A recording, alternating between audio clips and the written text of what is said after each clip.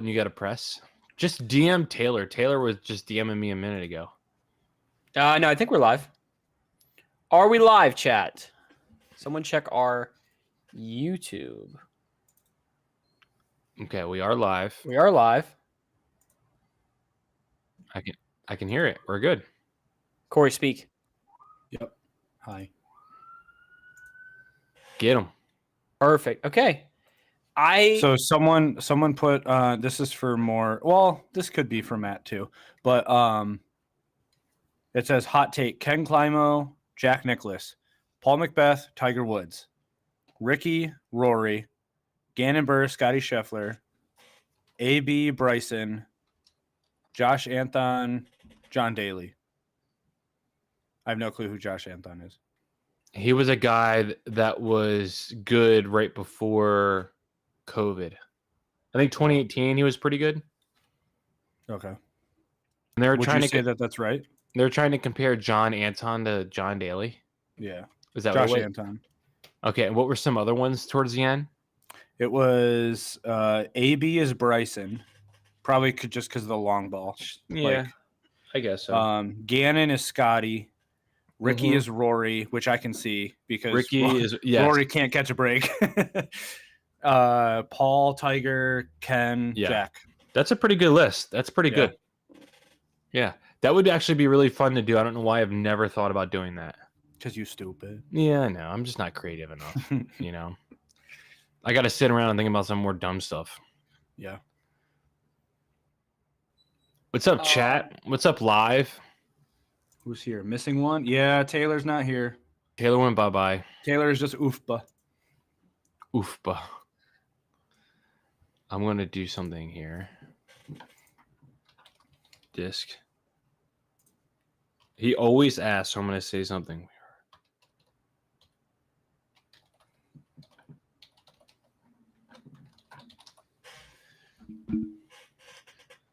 All right, I'm going to try one more thing. Can you try to run through all of the little switch thingies?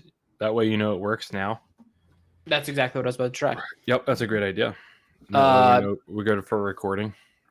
But mainly just... Matt, are you recording right now? It says on air. I don't know where his putter is. He said he was watching the footage back to see if he could find it. We're live. I haven't started recording yet. I'll click start recording. Before where? 3-man. This is my new favorite zero sugar drink. Oh my gosh. Dude, root beer is the stuff. Sassafras? This slaps my brain so hard. Do you have Culver's? No. You don't have Culver's around you? No, I never even heard one. Oh my gosh. Bro, you live in a completely different world than me. I know... Hold on, don't say anything. I know Myers. And Culver's is a fast food, like burger joint. No. That's all Midwest, my guy. Okay. Do you have A&W? Yeah, I know what that is. Okay. Well, Culver's has their own like homemade root beer that's also really, really good. Oh, really? A&W, it just doesn't do it for me anymore. Like Barks is better. I always thought A&W. No, you got to get it from an A&W. Yeah, because it's actually made with vanilla ice cream, like in the in the pop. I think it's also because the A&W is so sugary. Like the Barks is just better. Yeah, I like Mug. Mug is good. Yeah, I like Mug. Yeah, Mug's good. But the fact that there's a zero sugar that tastes just like not zero sugar, oh my gosh, dude. This actually, whoa. Why is it just you, Matt? I'm working on I'm working on some stuff here, bro. I think I just have to drag this in. Yes, that's what you got to do, Matt. That actually reminds me of a question that I was gonna. Do we have a question to open the pod with? No, but you can use one. Okay, I got it. Tyler, whatever you want me to pull up, I need to know for the game. Oh, it just needs to be my screen. Can you share your screen right now on our thing and let me see how I can do that? Oh, well, I don't want to say. Yeah, you should hold it. Yeah. Well, it's okay. That course that I episode? went to, Oh yeah. insane. Insane in the membrane. And whoa. How's that? Okay, I don't know why we. Is that too trippy? No, you're fine. Here. The way Corey just went, whoa! Whoa. It just, I was like, bro, Wait, do we I- really I have don't to like do all Ruby. that? Culver's is the it. Have you ever had Culver's root beer though, Scott? That's what he's saying. He's saying he doesn't like root beer, but he likes Culver's.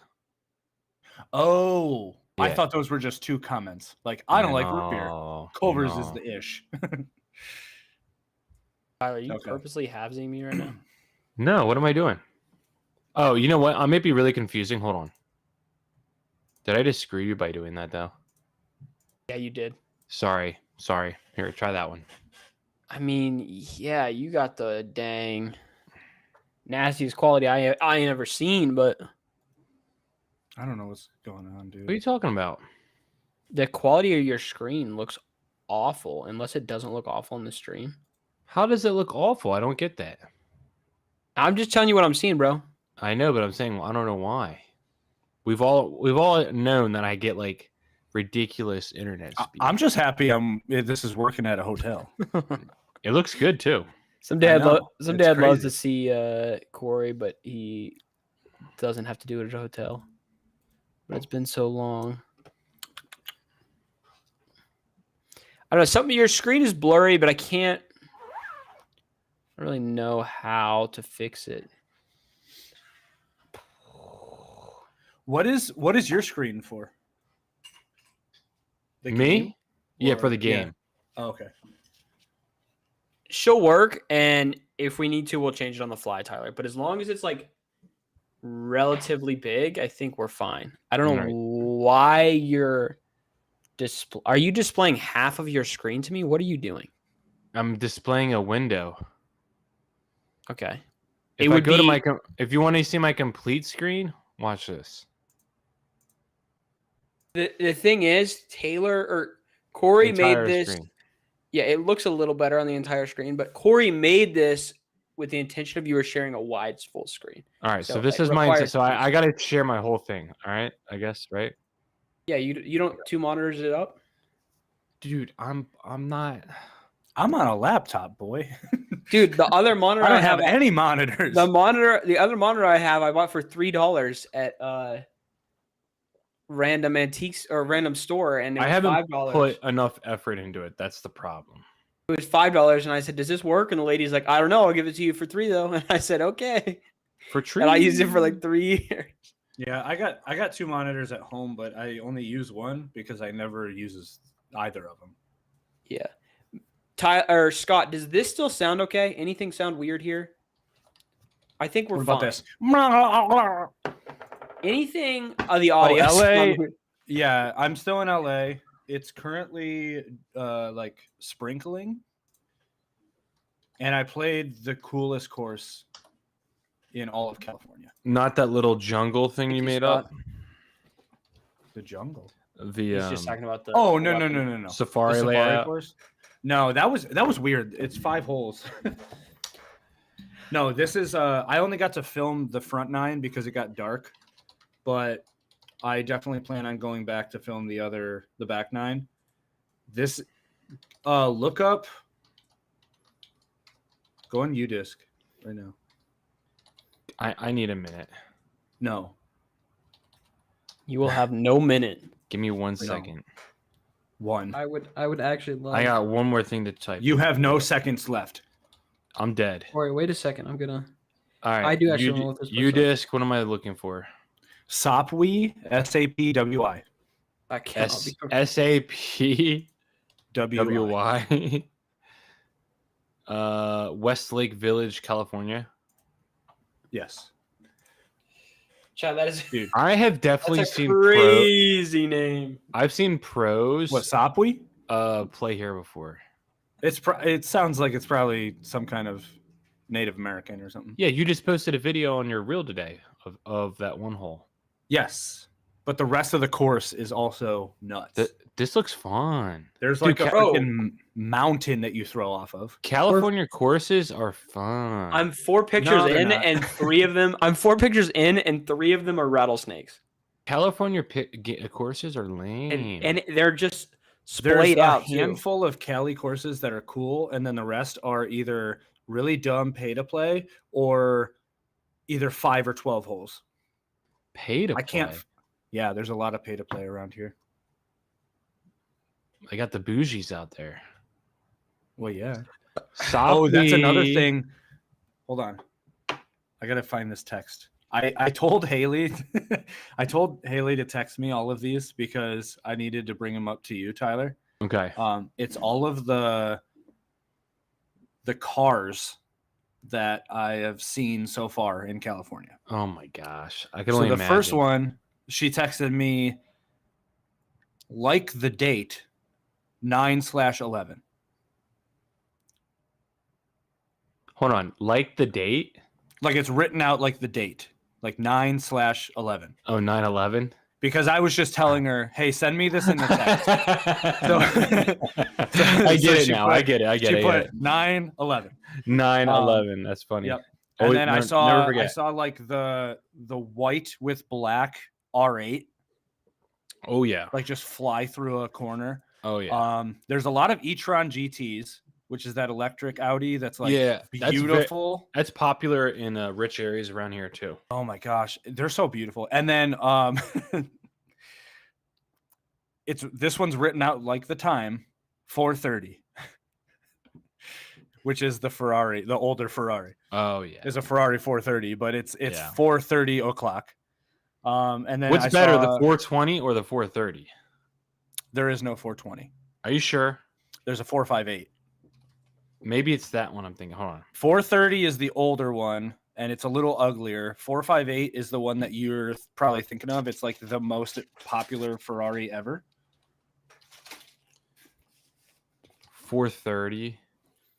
Oh, 430 is like the most popular one ever. No, 458. Type in 458. No, but if I think of Ferrari back in the day, I'm thinking of this car though. No, you're not. No, it is the other one actually. Yeah. Well, then you're no. gross. Okay. No, I'm sorry. I'm thinking See, of. Scott, the only issue with the 488 is it's ugly. All right, you know what car I was actually thinking of was the 540. That's Okay. what I was thinking of. Not 540, F40, the old one. Like the Berlinetta. Is that what it's called? It's the old I think one. it's that might be the Berlinetta. The 488 was 540. This one the right predecessor of the 458, but they tried to change too much of it. Oh, you drove one? You're a psychopath. My favorite's the 296. It's the newer one. Okay, then I saw a bunch of Aston Martins. And then I saw a This 296 dude right here. Oh, That's the yeah, that's the F40. OG. Yeah, that's the F40. OG. 91. one. Look at that. $2.8 Yeah. million. Yeah. And then I did see a 296, which is my favorite car. And then I saw the McLaren GT right Ooh. after it. And I was like, oh my gosh.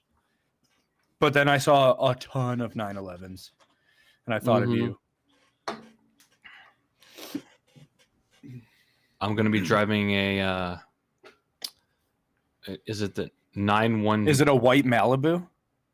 Because that's what I'm driving. Rental.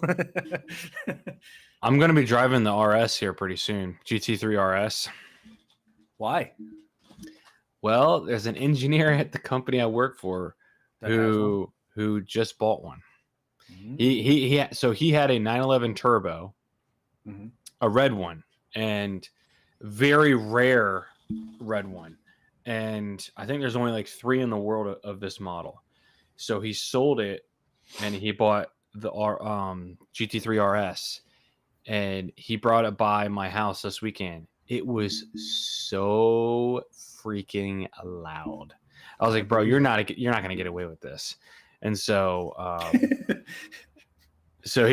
was You like, sound hey, like an HOA member. he's not. Well, the thing is, I have no HOA in my neighborhood. I live in a bum neighborhood, but I was like, No, you know, I'm saying you sound like Oh, the I age. know. You're not going to get Yeah, away yeah, with yeah. this.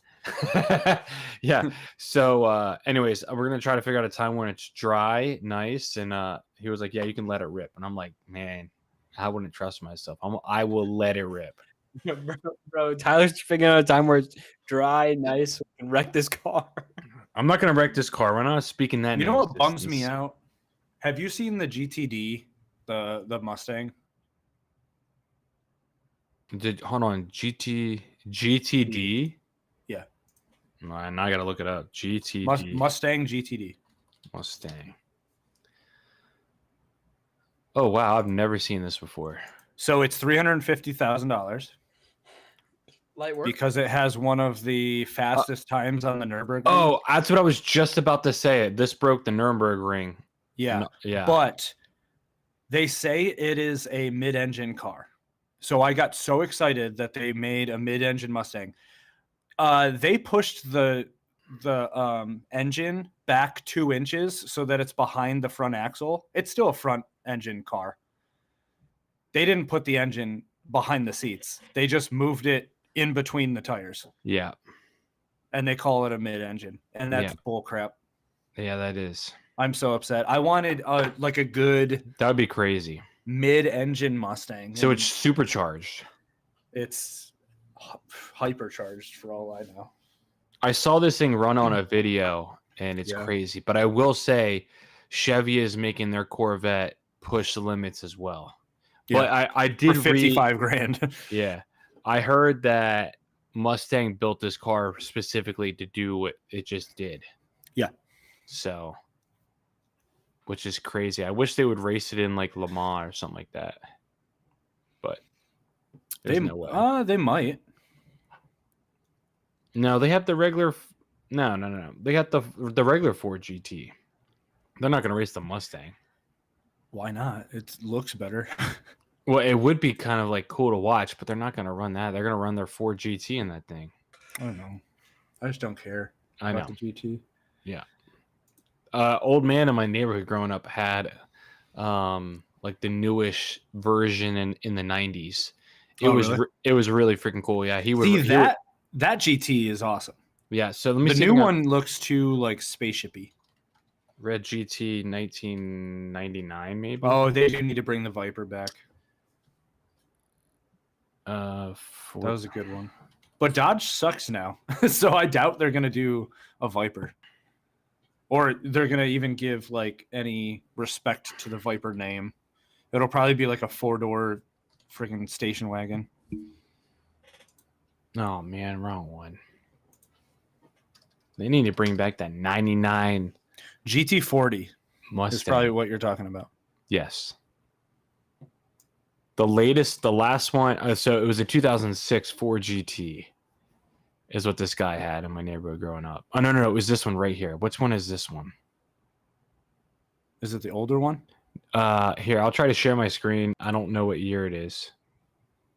Oh, not that. Here, hold on. This one right here. He had this one right Yeah, here. GT40. Yeah, I don't know what year this one is, but this one was sick. Yeah. But he would just drive down because all of us lived on one street. He would just come down and like drive slowly and rev it up, and we'd be like, "Oh my gosh!" He'd Fun say fact, hi to the us. 40 stands for it is 40 inches tall. Inches of, yep. Mhm. That's so funny. Potty time.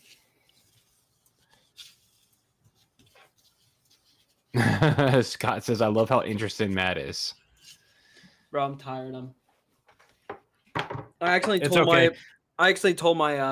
my job that I wanted to be a project manager in a couple of years because they make the big bucks. And then so this one lady went on vacation and she just gave me all of her project manager tasks and was like, "Have fun." So I was doing work at 11 o'clock last night. Jeez. Hey, did you see that Chasing Chains did that video? Matt? Which video? Today's video he posted that he was at the South Expo. Oh, right. I saw that he did. I didn't watch the video. Yeah, he talked to a bunch of people.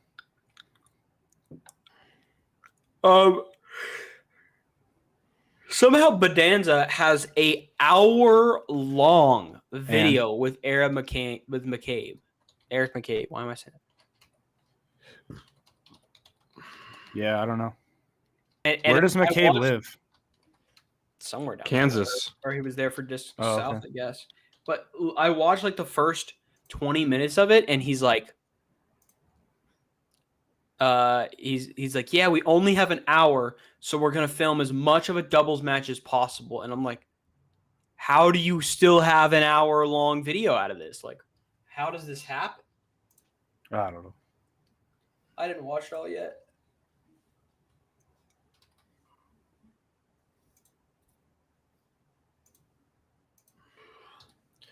I'm gonna be ready to go in just a minute. Matt, are you kind of ready? I'm kind of ready. Yeah, Scott, I think Bedanza shines the best when he's playing against another person or he's playing with a pro.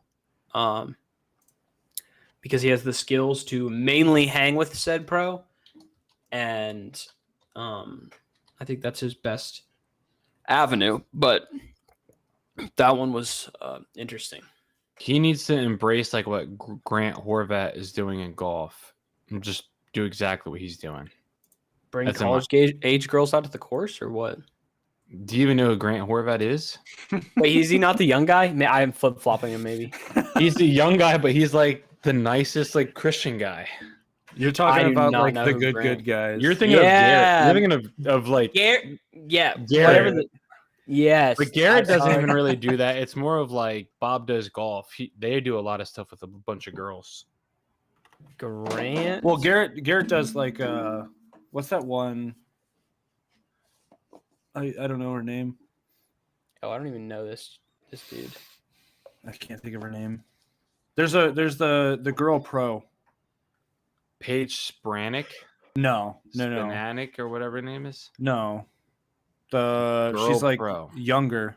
Well, she might not be pro. She's like YouTube pro. If that makes sense. Are you talking about? Oh, it makes sense. Yeah. I don't want to start naming girls because then people will be like, "Wait, how do you know about that?" Yeah. The only one I can think of it is the girl that's like a senior in high school or something. Like, no, she's not even a senior in high school. I don't remember her name though. Is it Grace? Oh, Grace, whatever her name is, Grace. I think it is. Yeah, she plays with like good all the time. Or at least last I saw she did. She's not even like. It's funny. Scott put it in the chat. Shout out Scott, because I consider her more like just an OF person who plays golf. Oh, really? Oh yeah. You must not be thinking of Is the that same. one? That must not be the same person. Hold on. Like she uses Oh, wait, I golf to get to her OF platform, 1000%. Great. Forgot about What's her Tyler name? Dead. Grace Carey. No, not her. I thought it started with an H. Ain't no way. Yeah, big time thirst trap, Scott, for sure. No, not her. Ain't no way. Brixton Ryan responded to your. Are you talking about message Kai with Trump? Potty time. You're No. thinking of Kai Trump, aren't you? No. Oh, because she's been on there a couple times too. Hold on.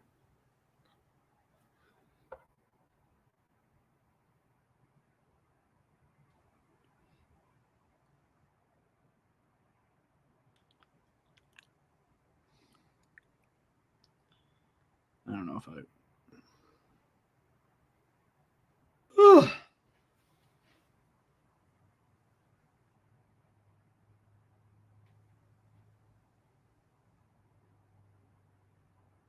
Yeah, I don't know.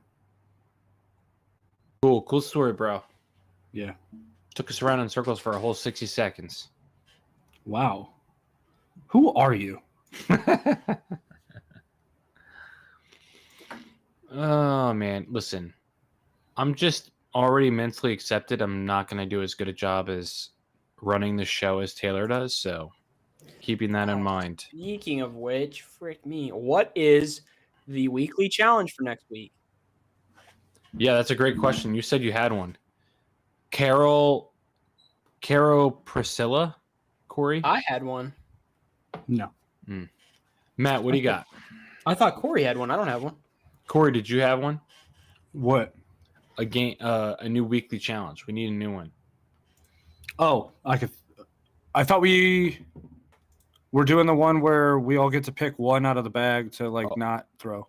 Mm-hmm. Oh, okay. This Should is it be just us four? Or should it be everyone in the I think everyone. I think you post your full everyone? bag. Okay. And Here's then the everyone thing: gets to pick one? you don't get a say if you don't post your bag. Okay.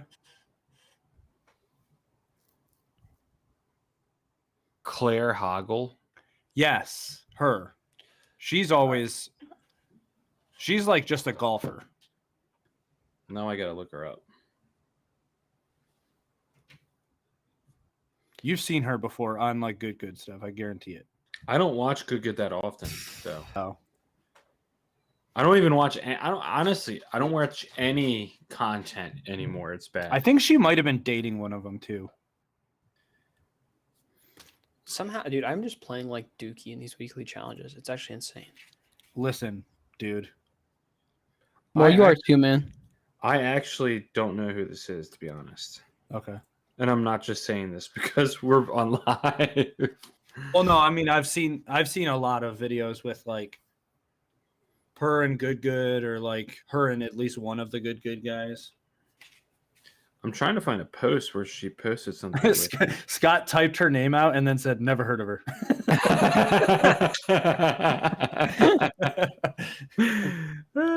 Scott, I love you so much. Never heard of her. man. That's so funny.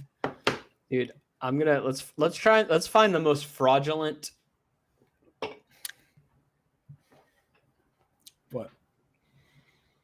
What are you freaking out about? I'm doing this. Okay, I'm legit. Okay, no, I'm that's not fine. just saying this. But you've She's never got seen her before? She's got a decent swing. She legit has a decent swing. That's what I'm saying. She like I thought he was about to say something crazy. she's more of a golfer than like most of those chicks. Yeah, she's got a good swing. Oh no. But I tell you what, these girls definitely take advantage of the golf scene. I'm telling you that right now. There's things I can say about females in general in any sporting. Oh yeah. I just got an Outlook reminder that I had a meeting with my entire company 2 days ago. Did you attend said meeting? No. Nice. You don't have it's every Monday we have like a big, but if you're on site you don't have to do it because obviously I'm not going to stop for an hour and be like, hold on, I got to listen to what my CEO has to say. One thing I will say is Scott, disc golf has gotten it. It's not in the limelight. Taylor has brought up her name before. whose name? He's saying, why hasn't disc golf gotten that? Right. And you Like said the- Taylor has brought up that in general before, yes. No, Taylor has brought up the girl's name that has been doing this like disc Oh. golf thing, and it's really weird. Okay, Mike and Oh my gosh. That's who I was talking. Yeah. I saw her at a local disc store because she does all her weird stuff like at local courses to me. That's interesting.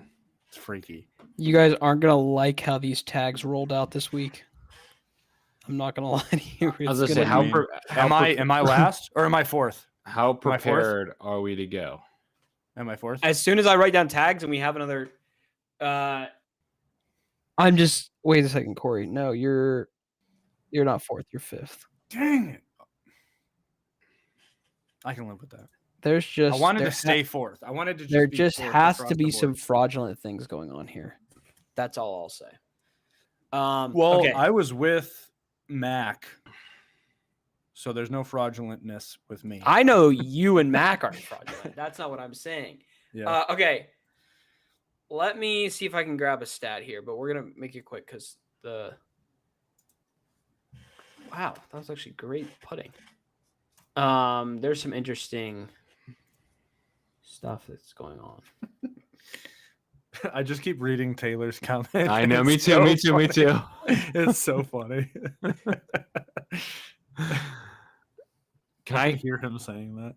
can I do the whole we do not what is it what is it how does it go? We do not judge.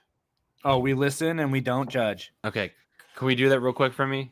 We listen and we don't judge. Okay. I don't know what FW means. Fuck with. That is embarrassing. That is embarrassing. I'll say that. But Matt, you use that sometimes. yeah. So I would never have picked up that it was the F word. Okay, there's a good stat. Mhm, It should have been that's tro with. what I thought. Bro, that had me spinning in circles. I was like, what are we talking about right here? It's third removed. It's You like you're know, not trying to you've got Corey twisted up as in a pretzel when he stuttered right there. it's You got because him it doesn't twisted. make sense to me that you would like The fact three that times remove a swear word. the fact that Matt doesn't curse gets Corey so mad is my favorite pastime of all time. Me and Mac talked about it while we were playing that round for the challenge. Was like the amount of effort that people go into not swearing but using words that are clearly just a swear word replacement. It bothers me to no end that Foundation says frick all the time. I like frick because it's funny. Like if you say it like frick. Yeah. But the one that I don't like is oh my word. Because now you just sound like the Golden Girls or something. See, I love popping out like the dang oh my heavens. Thank you, or Scott. something. Scott put it in the chat right when I said it. He said the Yeah. Foundation guy saying frick. Yes, it drives me nuts all the time. I love popping out like oh my heavens or good gracious because at that point you're committing to the like super old sounding thing, and that makes it funnier. The in my head. cheese and rice sends me up a wall. I hate that one. Yeah. To be clear, it's never the word; it's the aggression that you say it with. It's the principle behind it. Yeah. Which is why I want Matt to say it because he's there's so no intention desperate. behind Oh it. my science. Yeah. It's so, there's no it's like the- intention. Oh my Scientology. That would be helpful. All right, I have two stats. They're fine. They're whatever. They're My not- daughter's favorite thing to say right now is "Oh my goodness." That's her favorite thing to say right now. Just like that. Yeah, just like that. All right, We watch a lot of Zootopia, and they say that in Zootopia. Okay. Yeah. I'm ready to rip. Are we ready to rip? So Yeah, this why weekly not? We're gonna challenge Get is us out as we go. this weekly challenge is you post your whole bag in our Discord. Can I respond to things in comments? Let me see if I can make a new What do you thread. There's some places like Slack have the ability to make a thread that we can put like comments on. So, anyways, so you take your whole bag, you post it in our weekly challenge thing, and every other person in our weekly challenge can ban a disc out of your bag for the round. You have to go play. Yes. Yep. Okay. Should we limit? You cannot ban your putting putters, or just don't put. Correct. Yeah, correct. And also, if you have more than one of that disc, they're all banned. Yeah. Oh my god. Like, you can't- Yeah. Well, you can't I you could- can't say destroyer and then be like, oh well, you meant this destroyer, not this one. Yeah, It's you and destroyer. my- like Even my ultra It's the overstable slot. destroyer, my straight destroyers actually feels still fine for this challenge. Yeah. So wow. Okay, I'm cool with that. I would say it's the slot, unless it's a disc that's so far different. yeah. Like I'm still gonna put the composite era and the forged era as two different discs because they are not the same. Mhm. Unless you want me to ban all of it. You know okay, what? this I'll is a ban all fun. of it. This is Well, fun. if we're gonna list two destroyers, and you've got I don't know whatever. Well, no, I'm saying like the composite know, era I and the know, Forge I era know. are so different that they I could know. be two different discs. But I I'll just know. put era. All right. I'm ready to rip this thing. I'm gonna go ahead and start recording, and then we go. Who's running this puppy? I Tyler, am, I you? guess. Yeah. Let me just get my thing up in front of me. All right, recording has started, so we are good whenever. I'm surprised we haven't dropped any frames, to be honest with you, but Okay. In 3, 2, 1. What's up, everybody? Welcome back to another episode of Unfinished Business, episode 59. It's crazy to think we've been doing this 59 times. So 60 next week. If you haven't already guessed, we don't have Taylor Hale. Really really sad. Put an F in the chat for Taylor right now. He's not able to be with us tonight, but exciting episode because we just got a first official I always say this wrong, DGPT tournament out of the way. New winner on tour, by the way. Super exciting to talk about. We're going to talk about our weekly challenge that we've had for the last 2 weeks, our Uno challenge. We're going to have a game tonight that I'm going to present, and then we'll just see where else the episode takes us. So let's each take a minute, talk about our disc golf. I'm going to go ahead and go first. wait, I have to say this, Tyler. We're episode 58, by the way. Oh, we're not 59? No, we're not. Are you positive? I'm positive. I double checked. This is episode 58. It does say episode 58 live. Yeah, but I did that myself, so I could have made the mistake. But I double checked with our videos. Listen, we're on. Yeah, but the thing is, last week Taylor put on our notes episode 58. Well, I'm pretty sure we're episode 59. Bro, I can Taylor tell you our could be. last published video is episode 57. Exactly, last published, but our last episode was 58. Taylor did not publish our last episode. Taylor didn't. Oh my goodness. And So and it he's is- getting banned. It is 59. episode 59. It's 59 apparently. We put That is this unfortunate. whole thing just got checked up. All right, is let's dope. start over. Heads, nah. Are we gonna start over or That's no? so funny. No. Everyone needs to No. know how this works in this podcast. Well, listen, everyone put an elf in the chat. Okay. So Are you gonna start out with your minute of disc golf? Tyler? Yeah, I am. I want Okay. to go ahead and get us kicked off. Listen, not much is going on with me in disc golf. I don't have anything really passionate to kind of jabber on either. I did get a chance to play yesterday, which was nice, but it was super windy, but it was a beautiful day. Kind of bummed because when I did my challenge, a little spoiler alert, in 3, 2, 1, I pretty much threw the Raptor the entire time, which really sucked because it kind of ruined the challenge. So I definitely want to do this challenge again. What did you use? Raptor and what? Thrasher, Raptor, and an inner core as my throwers, and I putt Okay. with it. And I putt with an inner core. Inner core is awesome thrower, by the way. Do you putt with a putting inner core or The base plastic inner core. Yeah. okay? Yeah. How It's does it great. feel different? It's a little more concaved on top. The premium Okay. one is a little bit more like it's got a little bit more glide to it. So the numbers on an inner core base plastic is 2.4 and -1.0, I believe. Definitely glide is like a 4, but it has a finish to it. So my numbers, in my opinion, would be like 2.4 -1.1 is what I would think. Okay. But it's really, I don't know. I don't trust the flight numbers on it. It putts really, really nice. I'm amazing with it. It's already proven itself. So I'm going to be using I'm it. amazing. Bold comment, but okay. And I'm going to do one new thing this week for my disc golf minute is I'm just going to choose a random disc out of my container here. And yeah, shout out Mutant. So that's it. Was that ever actually in your bag or no? The Mutant, yes, I did throw that. Actually, in the very first Ryder Cup we did with our friends group, I bagged and threw the Mutant. Nice. Cool. I still haven't thrown one. I really want to. Okay, I well, got one, I'm they gonna feel send this one to crazy. you, Gory, because I never throw it, and it is a dump truck. Okay, cool. Yeah, This they is are gonna crazy. remind you of your disc. I doubt it. It's gonna remind you. I'll do a video on it, but I doubt it. I don't know. I've thrown them. They're pretty insane. I threw one kind of fun, but definitely insane. Corey, what about your minute? What's been going on in the disc golf world for you? I am currently in Thousand Oaks, California, which is just north of LA. And I played some weird little 5-hole course and did a video on it. And then yesterday, I only got to finish the front 9 because it got too dark. but I found the coolest course in all of California. And when I mentioned it to my buddy Eric, he was like, that's actually one of my favorite courses out there because his girlfriend lives in California.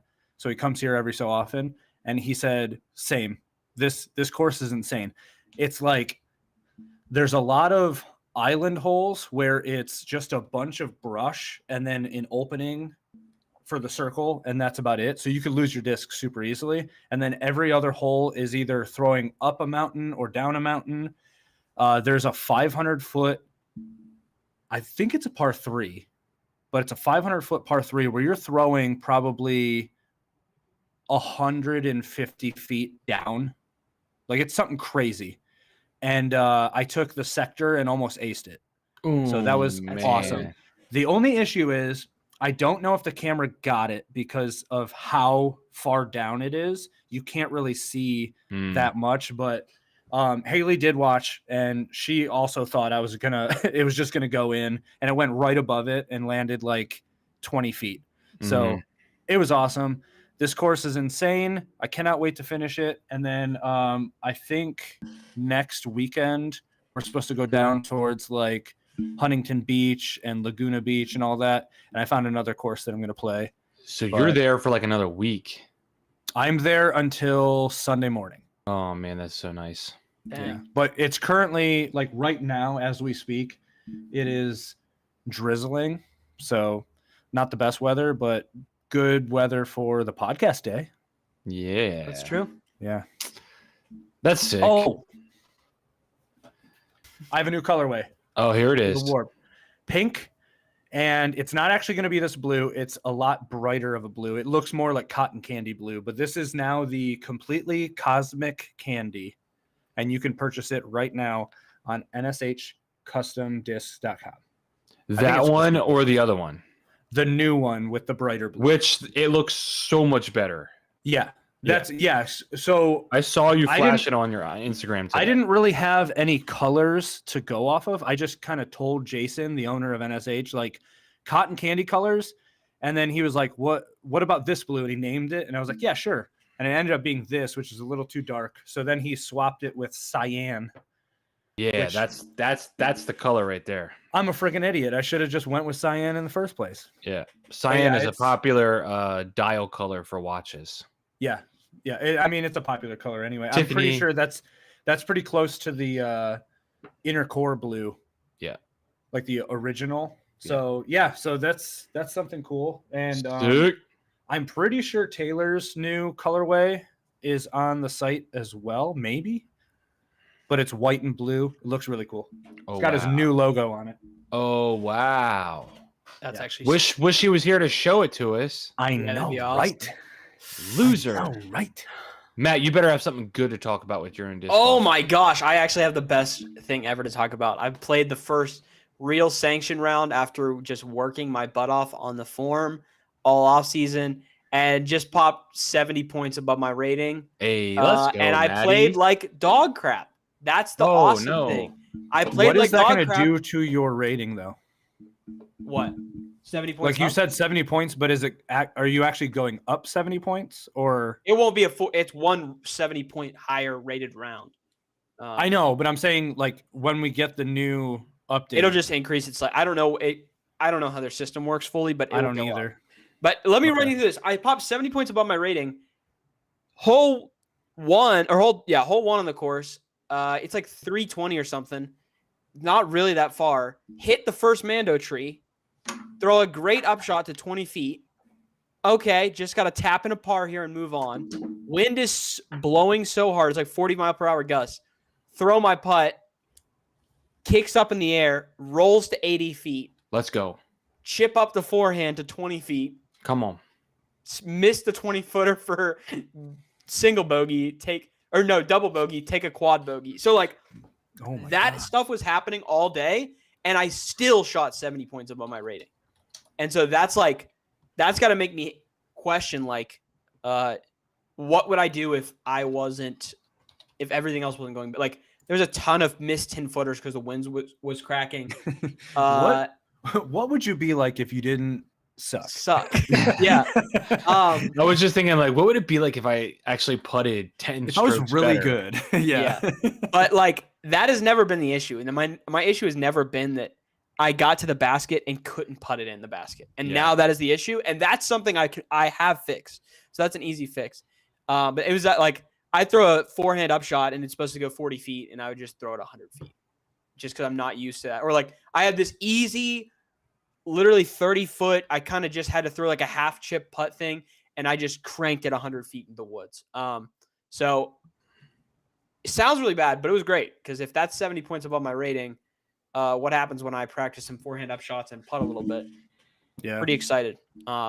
So played some cool courses. Played a course I've never played before that was crazy and would be terrible in the summer, but I managed to sneak it in the winter.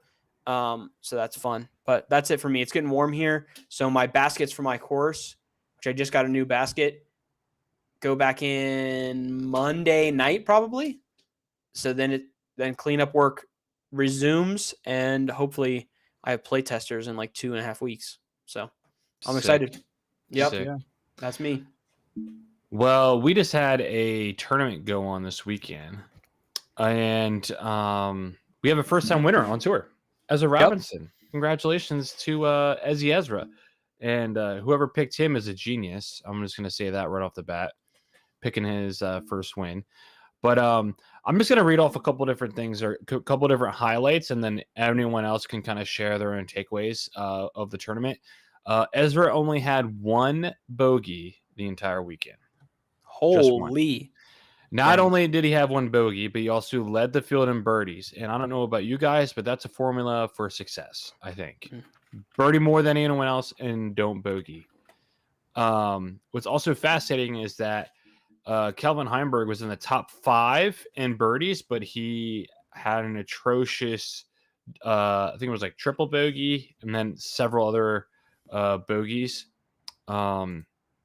Another thing that I found was interesting is that they pretty much smashed they smashed the record of what was shot last year. Last year, I think it was like 18 under or something like that. Yeah, it was somewhere right around there. And Ezra was 29 under, and they pretty much said they didn't make too many changes. And I think I heard someone say that the biggest difference this year was that the weather was just so perfect with no wind. So they're able to play the course straight up. So anyways, I'm just going to open up to the floor after I introed a little bit. Biggest takeaway from this tournament, first one of the year. My biggest takeaway is that so Ezra shot 29 down. Anthony Barella shot 23. And then you have Paul and Ricky at 22 and 20. Is it just me, or does Paul and Ricky look like the old gun now, the way that everyone's playing? Like even before Ezra was 21 or 29 down, he was a few ahead of Anthony, but Anthony and him were like leagues ahead of Paul and Ricky the entire tournament. Yeah. I never really felt like Ricky and Paul were going to catch him. But it almost looked like Ricky and Paul were playing at like their caliber. Yeah. And these two guys are just so far ahead of that, which is insane. And then also if you look at like Calvin, Kyle, Simon, Jake Mon, they're all 18, 16 down, which is just below Ricky and Paul. And then you got these two guys that are just flying by. So this will put it into perspective for you. Paul came in third, 7 shots behind Ezra, and he was 1059 for the tournament. Yeah. Like if you're 1050 for a tournament, you're going to be in it to win it, in my opinion. But not only that, but Ricky was 1055. And if we keep going down, Calvin was 1050 right on the nose at 18 under. And Ezra shot 19 under. What is that? 11 strokes better. Yeah. Ezra was 1073 for the tournament. So it sounds like if you're going to have a chance at winning these tournaments, you have to shoot 1070 every week or better, which in my opinion is insane. Like it's insane. But also to me, that doesn't mean anything. Like once you're a pro, once you're above 1,000, I don't care what you're shooting. Yeah, I mean, I agree. I would Like agree with you. 1070, 1050. Yeah. To me, that means nothing. Yeah. I would say it doesn't mean anything to me, but it is for historical purposes. Interesting to see like what the winner is shooting rated every single week. Yeah, but I wouldn't look at the rating. I would look at like, okay, he shot 29 down for the entire thing. And you said it was 18 last year? I think so. I think that is more of a perspective thing to to the average person is like, oh, he shot 11 down more than last year. Yeah. That's crazy. Yeah. I would agree with you on that. I don't have any objection to that. Matt, what was your biggest takeaway? Bro, how often can Anthony Barella throw? That's the real question. We thought that he kind of had it out of him a little bit, getting a couple big wins last year, but we're right back to the same thing. Bro goes, let's see, what did he even shoot for this? He shot round 1, 11 down, round 2, 9 down, round 3, 3 down. And he had some rough shots there at the end. I was going to say, I did notice he went out of bounds more than most on lead card. Yeah, he was getting a lot of bad rolls and stuff hole like 4 was atrocious. I think in golf, if you do something like that early, you just can't recover mentally. I think you can. It's just a lot. It's tougher. Going OB twice on hole 4 just has to hurt. Well, let's put this into perspective. The first 5 holes, AB was 2 over and Ezra was 4 under. So 6-stroke swing in 5 holes. I mean, it's really hard to recover from that. Yeah. I will say Ezra does look like the Kristen in this tournament where like if he was just removed, everyone else is kind of like in the same boat. But then he's Well, Anthony Barella was not supposed to shoot 3 under. He was supposed to, play better. So, I'm just looking at numbers right now. Yeah. Like, I mean 23, 22, 20, 18. If you remove Ezra, it's still a big competition. Yeah. I mean, Anthony Barella still would have had to have shot 9 under just to tie Ezra, which is still a really good score. So it's not like, Ezra got lucky with AB playing not as good. I mean, Ezra really went out and won it. So, oh, yeah. Yeah. I mean, he was perfect C1X putting in the last round. 2 C2 putts in him there. I mean, he putted well all weekend. I'd have to look at the full stats, but yeah, he was definitely just doing a lot of things right and playing smart most of the time, and it was helping him out. So, I mean, it's great to see. Honestly, I thought Ezra was going to be our new AB, and he can't take a W, and he's losing or taking second place all the time. Then he pops out the first tournament of the year and just wins the thing. So, yeah. How do we feel about the top 4 all being Discraft players? Discraft stock to the moon right now. Yeah. I mean, when Discraft owns or as whatever 60% of players on contract, it's pretty easy to make that happen. But it definitely is. But then you have to do stuff to get to that point. Yeah, for sure. I agree with you. But you got to do stuff to get to that point. If you keep going past the top 4, like you go to tied for 6th, you've got Jake Mon, which is a DGA player, which is pretty much Discraft. Then you got Adam Hemes, Austin Turner. Austin Turner is signed with Discraft, and then Chris Dickerson. So all of those guys are in the top 11. So you literally have 1, 2, 3 guys in the top 11 that are not Discraft players. That's crazy. Yeah. You've got Calvin, Kyle, and Simon. And that's crazy. My biggest takeaway from this tournament is there's a lot of players, a lot of big name guys who have really fallen off the pace. Now, it may just be week 1, could be that they haven't played much disc golf or week 1 jitters or just the type of course. But there's a lot of big names, or at least notable. Call them out. Tell us who you're thinking. I'm working on it right now from the bottom up. Casey White, 80th. Calvin Longquist, 80th. Kevin Jones, 80th. You've got Jeremy. But more importantly, Kale Leviska, 20th. Yeah, that's huge. That's but you know why he finished that well? Discraft. Then you got guys who have been playing better, but not big name, but like Ty Love, 70th. James Conrad, 67. Mason Ford, 67. Gavin Babcock, 64. Clemens, 64. Discraft, shout out. Andrew Marweed, 59th. So some of these guys have really like dropped off, or at least they didn't play well in the event. So that's like my biggest takeaway. Some of these guys, you're trying to see who we're going to see up at the top this year. And it's going to be interesting to see who we see competing on lead card I have for a the rest of question. the season. I'd love to hear your question. So, in a different world, in a different universe, Prodigy goes all out on, let's just say Ezra, because Isaac isn't in this conversation right now, Okay. but goes all out in like repping them, pushing them. They have a whole like lineup of discs, everything.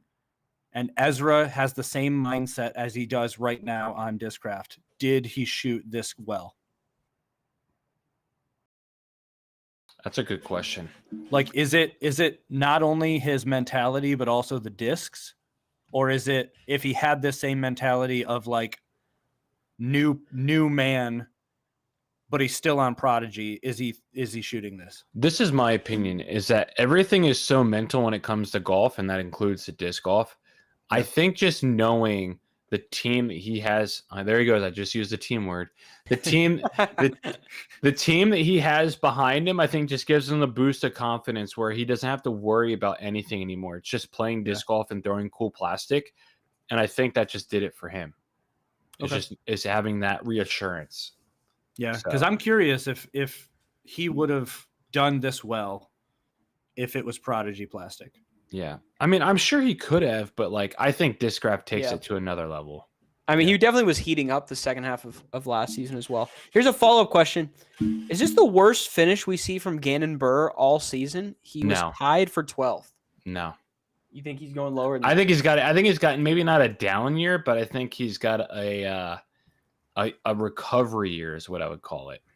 I mean, he's telling me or he's telling people that his back and neck hurt as well. Don't know what that means for him, but you kind of need those things to play well in disc golf. Yeah, but how much of that is just a young super, like, bro, let him sleep for 12 hours and the fact that you're 19 or 20, however old he is, and your back and neck hurts, that's a problem. Well, yeah, he is however tall. He needs to figure that out. Oh, and the fact that one of those crazy pillows. Yeah, maybe so. And the fact that he got exercises that apparently just made the problem worse is crazy. Like, but interesting to note, Gannon definitely dominated last season, but we'll see what he does this season. Yeah, I could see it. 12. He popped 12, so it's still not bad, No. But yeah, I could see this being a generally down year for Gannon. But what place was he in for the chess.com? That we know. That is a great question. Because I know he didn't do like it. I don't know if he was in the running for the first round or the first tournament last year as well. So here, Matt's tiny fingers at it. Let me see. He's gonna let us know here in just a second. Mike is saying second. Was he second? I'm looking at fourth place for 2024 chess.com. Okay. He popped to fourth. I'll give some notable shout outs that are positive. Simon finishing in the top 10 for I don't know how much disc golf he's played, and I know he definitely flew in the day before the tournament. More importantly, Simon is doing daily videos. Is he really? The entire year. And really? And Tyler would have known a filmer / editor. Yeah. And Tyler would have known that he was there for like 4 days before the event. He was there 4 days before the event? He played a lot of this course. Yeah. He played a full practice round for MVP, and then he played 2 of his own practice rounds. Okay. Go back and watch his first day. Not the MVP one, but like his first video for this whole thing. He somehow he lands in the same spot on this one hole and just chucks his disc through a tree and makes it in the basket both times. Like same shot.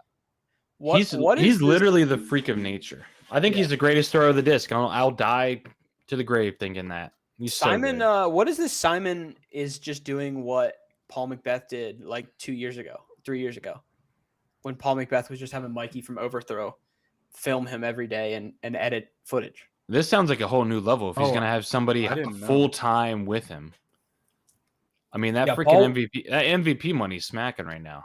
Yeah, well, Or the guys, MVP is paying the guy. Yeah. True. That's what I could see Simon saying like, "Hey, let's up this, pay for this guy to go on tour with me, edit everything, and True. then Yeah. I mean, that's MVP money." Yeah, to be clear, this guy's filming, editing, he's his nutritionist. He's like running him through yoga stuff. Like he's doing a bunch of stuff at once. So this guy is doing a bunch. But MVP, like they had their podcast that Simon's doing. They had an MVP guy there setting it up for them at their Airbnb. I don't know who or if he flew in or what, but MVP is definitely doing stuff for their players this season. So it wouldn't be a surprise if that's the case. It sounds like MVP is doing the stuff that we said, like, why doesn't any company Yeah, true. just do this? And then They've MVP been is like, listening. we're They've gonna been do listening. it. Yep. Yeah. I'm still saying they need to get some physical therapists or some people to work with these guys. Yeah, I mean, I guess Sounds that's like- what disc sounds golf like Anna needs strong one. is a little bit, but Well, I'm just Uh, tired of all of our good players getting hurt. So Yeah. I mean, the whole point of promoting your sport is to have all your best players that are healthy. And when you've got Simon but who a is hurt or A Eagle is neck hurt, issue does not sound disc golf related. I don't know. I don't know what to think with that. yeah, that might just be age or something. I think he could have slept weird, or like it literally he could have done one thing. Yeah. Neck injuries take a long time to heal. Well, the other thing is that if it's bothering them, then it's been an ongoing issue, but now it's just starting to rear its ugly head. That's how Yeah. neck and back injuries work, is that it's actually been getting worse, but then it gets to one point where you feel it and you're like, oh my gosh, I did something. Like, no, you didn't do anything. It's just your neck has been getting You've worse. been sleeping like this Yeah. on your wall for Get a flat pillow, please. yeah.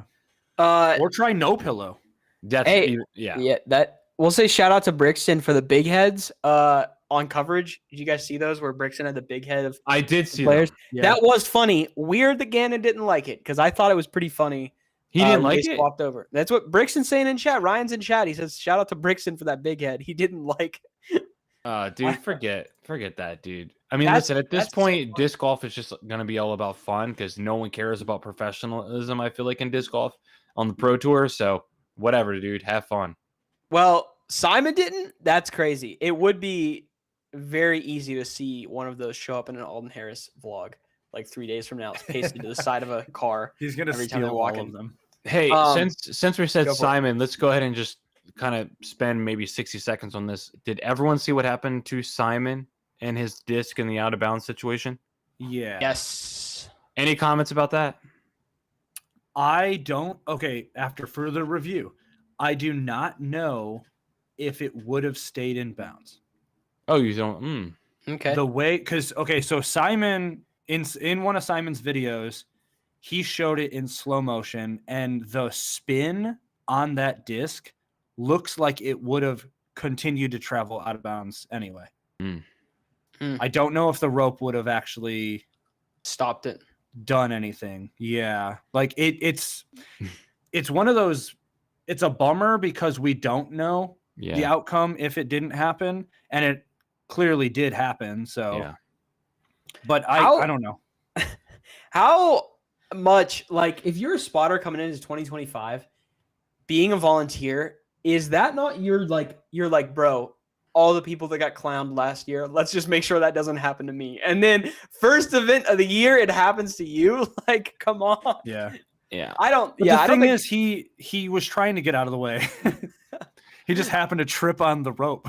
I will say that's that unfortunate. that out of bounds was a real bad field bad, but I mean, Simon had some bad shots later too that were really bad shots. First available hits that were there too, but it felt bad.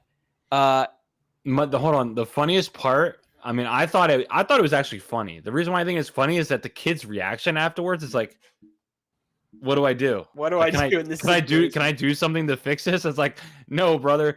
The deed is done. There's nothing you can do. So He was I a thought, scorer, not a spotter. What the frick was he doing there? If he was a scorer, okay, he's trying to catch to see if people go in the fairway or not.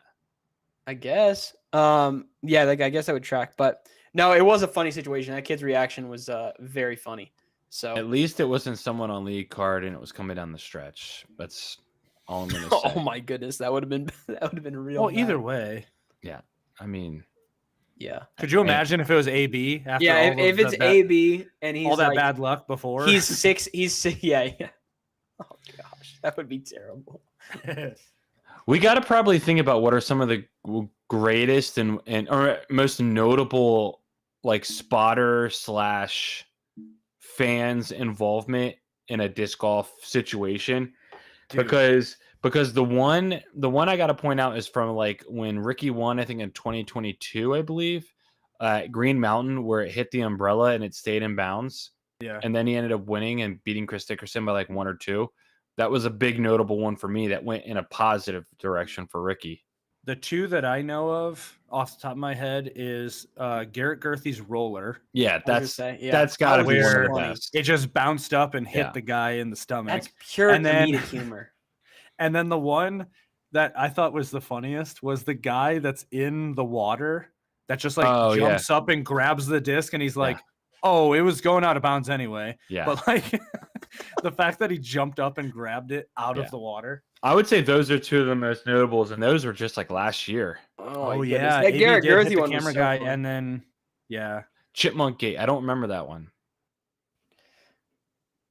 I don't. Yeah, I have no Yeah, idea what he's I talking don't know about. what Either, he's talking about. but Taylor's aging No. himself.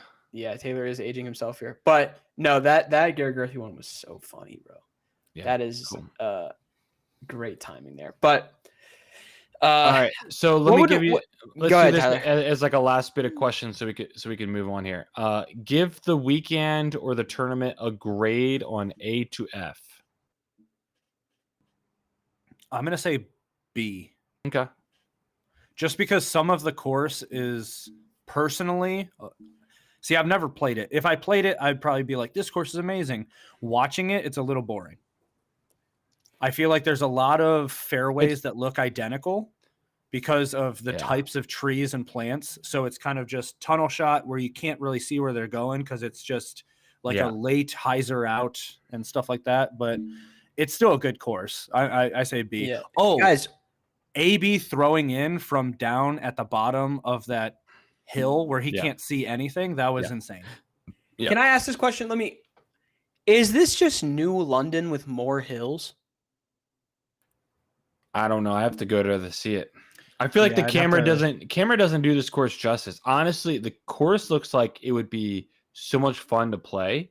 For sure. And it's very like you got to throw this specific shot in an area so you can throw the next shot, which I kind of like these pros having to do, which is something that I've been saying for a long time is that we need a course where there's a placement shot to where you have to throw a certain, have a certain angle, depending on how you throw the first shot, it with that angle will give you a good angle or a bad angle for the next shot. I like how this course has that, but it is hard to track on the camera. I will say that much. I'm going to say it's called Tobog London. Mm. Because Yeah, it kind of is. I'm gonna give it a solid B for me too. Yeah, So- I'll continue the B. I'll continue the B. Okay.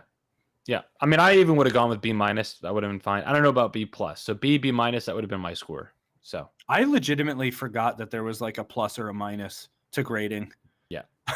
you could I have was just going like plus or A, minus. B, C, D. Like that's it. No, we're good. So Matt, why don't you talk us through our weekly challenge recap, and anyone else wants to talk about their round, they totally can too in their experience.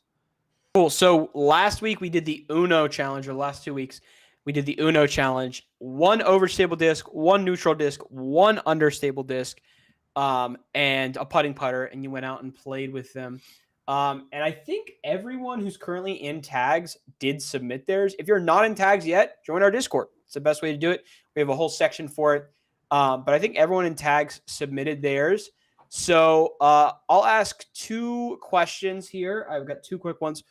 Who had the best C1X putting? Who do we think?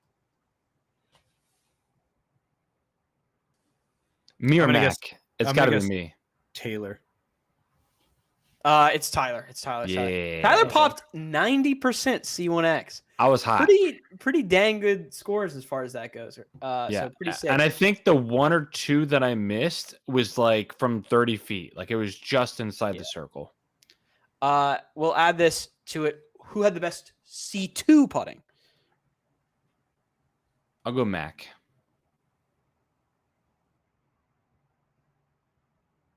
Mike.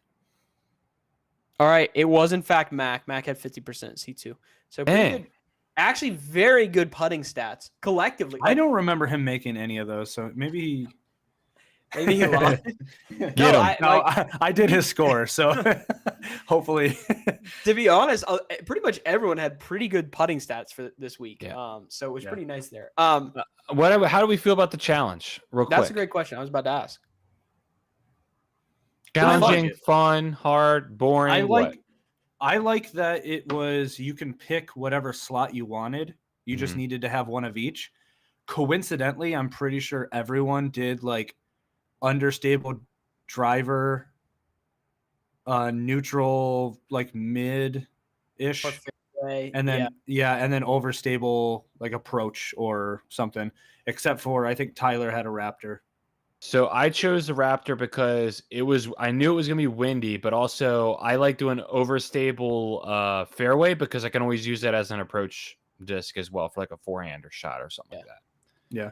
So and then I went with like an inner core as my thrower straight disc because I wanted something a little bit more like easeable that I could throw like an up shot if I needed to or whatever the case would be. I thought it was a lot of fun, except I wasn't able to utilize all the discs because it was so freaking windy. So I'm going to have to circle the wagon back on this challenge and do it. But I think this is a really fun challenge to just do it with a couple buddies on like a Friday afternoon. Be like, hey, listen, we're going to choose 3 discs. One's got to be, the Uno. And then you go out and play. I think it's totally manageable and it's fun to see creativity with just what can you do with a couple discs. And this, And I the think, fact that we figured out it was Uno. yeah. That makes it even better. Yeah, this is great. Like this is super marketable too. Like to people, be like, hey, you do the Uno challenge or whatever the case may be. But I think this is what I was gonna say. Coincidentally, Corey just made a video about, hey, throw every disc you have on one hole so you can see what they all do. This is a perfect challenge to do something like that. Where you can just take a disc and then you're gonna have to learn how to manipulate the disc on every hole, depending on what you want to do. So I like this challenge. Not that I came up with it or anything, but it was fun. Yeah, So. I agree. Matt, you have tag updates or no? We do have tag updates. Yep. Let's hear it. So weekly challenges double as tags for the year. That's how we're running them. In first place, definitely a switch up from last week. Mike took down first place with his raw score was beaten by 2 people, but with our handicap there, he popped a 226 UDisc score. Or no, I lied, a 231 UDisc score. Wow. Taylor, with his also handicapped UDisc rating, also popped a 231. However, Mike came in with a higher place tag, he came in with the higher place tag, so he took the W there. Tyler popped the 3rd place here. Mac popped a 4th. Corey popped a 5th, and I popped Dang a it, 6th. Corey, you messed up. I know. Dang I'm it. just beginning to realize that Corey and I, neither of us have played a good round since we started these weekly challenges. I just, now I will say, literally, it's just been wind for like the majority of us. Dude, Everyone yeah. says that. You're the telling second it me. calms down, this challenge is going to become a lot more fun. These challenges. I think are it's gonna- definitely the weather.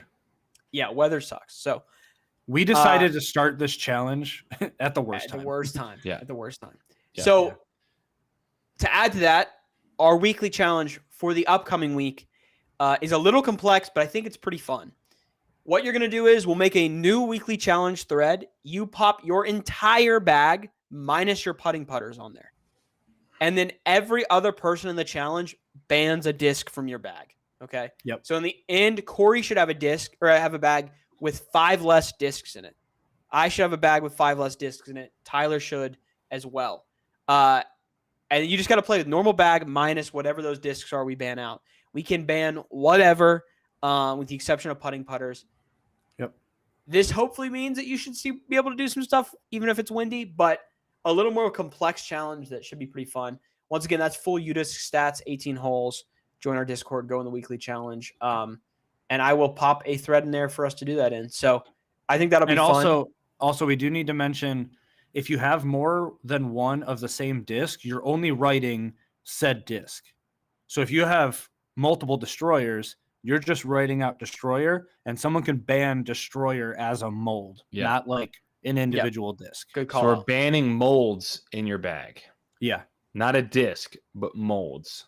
Guys, I want Tyler to have no four-handable discs in this challenge, please. I want his Firebirds gone. I want his overstable approach discs gone. I want his destroyers gone.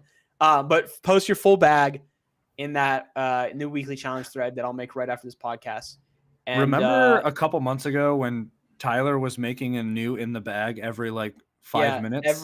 Literally so frequently. Well, I thought I was going to be like sticking with something for a while, and then it was like, And then what am I doing here? What am Well, I I doing? can see you putting a bag in this challenge that has like at least 10 four-handable discs, so that if 5 of them go, you're like, oh no, I'm still. Yeah, good." I can I'll make make it it realistic. I'll make it Yeah. realistic. But I am Um, changing my bag, like, a complete 180, just because, like, I did that disc graph because Ezra signed with disc graph or Ricky did. Signed with, well, so did Ezra, but Ricky signed with disc graph, so I made like that old disc graph bag, and then I went out and played with it and beat my buddy or whatever the case would be.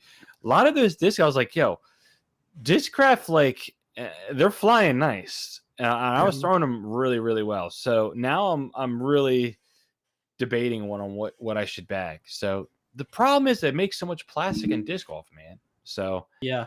and it And makes it so affordable. That's the problem. the new cap wraps that are out, they're looking pretty sweet too. So I have not seen a single Have one. you guys noticed that? Oh, you haven't seen any? Oh, Mm-mm. they're So, all do you the Z remember- Swirl. Do you remember the 2020 tour Mhm. series Mhm. where it's like that super nice Z swirl? A lot of the Lunas like went Yes. off the shelf. Yes. They're doing that again for the entire tour series. So Venoms, Raptors, Exact same plastic. Nuke. So Z Swirl. It's Yep. Z swirl again. It's a Hmm. different stamp. It doesn't look identical. Right. But so I've noticed that every year that they release the cap wrap, because that comes out before the tour series, whatever plastic that's in ends up being the tour series. Right. And so they announced a couple weeks ago that it was that Z swirl for the cap wrap. And then I was talking to some buddies, and we were thinking maybe they would switch it up, and the tour series was going to be that crystal confetti, because that's really cool too. Dude, it is a cool looking plastic. I'm not gonna lie. I think they're going to probably do that next year, but I know a lot of the pros were asking for this Z swirl because it is a little more stable than normal. Mm-hmm. And then AB accidentally jumped the gun and put out that was the tour series. So that's funny. He didn't care one bit. He was like, "Let me Yeah. spill these beans." Yeah, but So they I was released them on curious- chess.com, so that's cool. I was curious who was getting what disc, because the tour series team is a lot different than last year. Looks like Ricky's on the Force, and it looks so good. I might be throwing the Force again. Oh my god. And apparently, what Matt was saying is that he was throwing the Hurricane on the second 9. He was. Yeah. What was he throwing it on, forehand or backhand? I think it was a backhand. I have to go back and watch. I missed it. Yeah. It was just one little sneak, slipped over to his card to show a shot on Jomez, and he was throwing a Hurricane. So I always cool. wondered if Paul Macbeth. I mean, I know Corey kind of said this about a year ago, but about how Paul puts the Zeus stamp on a Force, or whatever the case may be.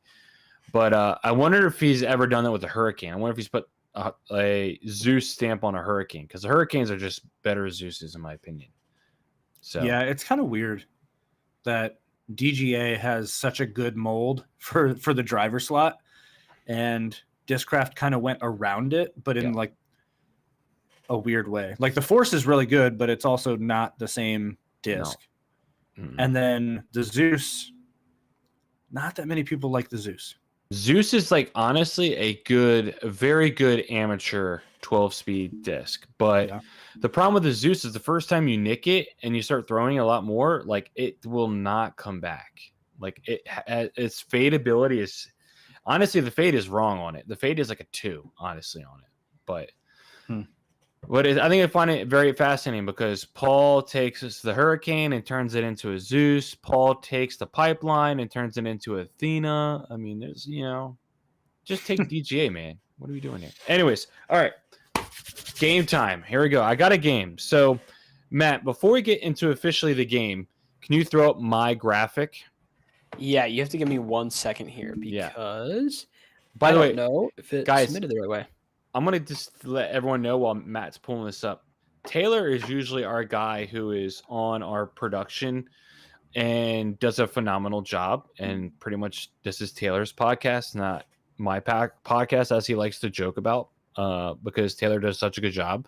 But Matt is running everything tonight, obviously, and he's doing a phenomenal job. So anyways, here we go.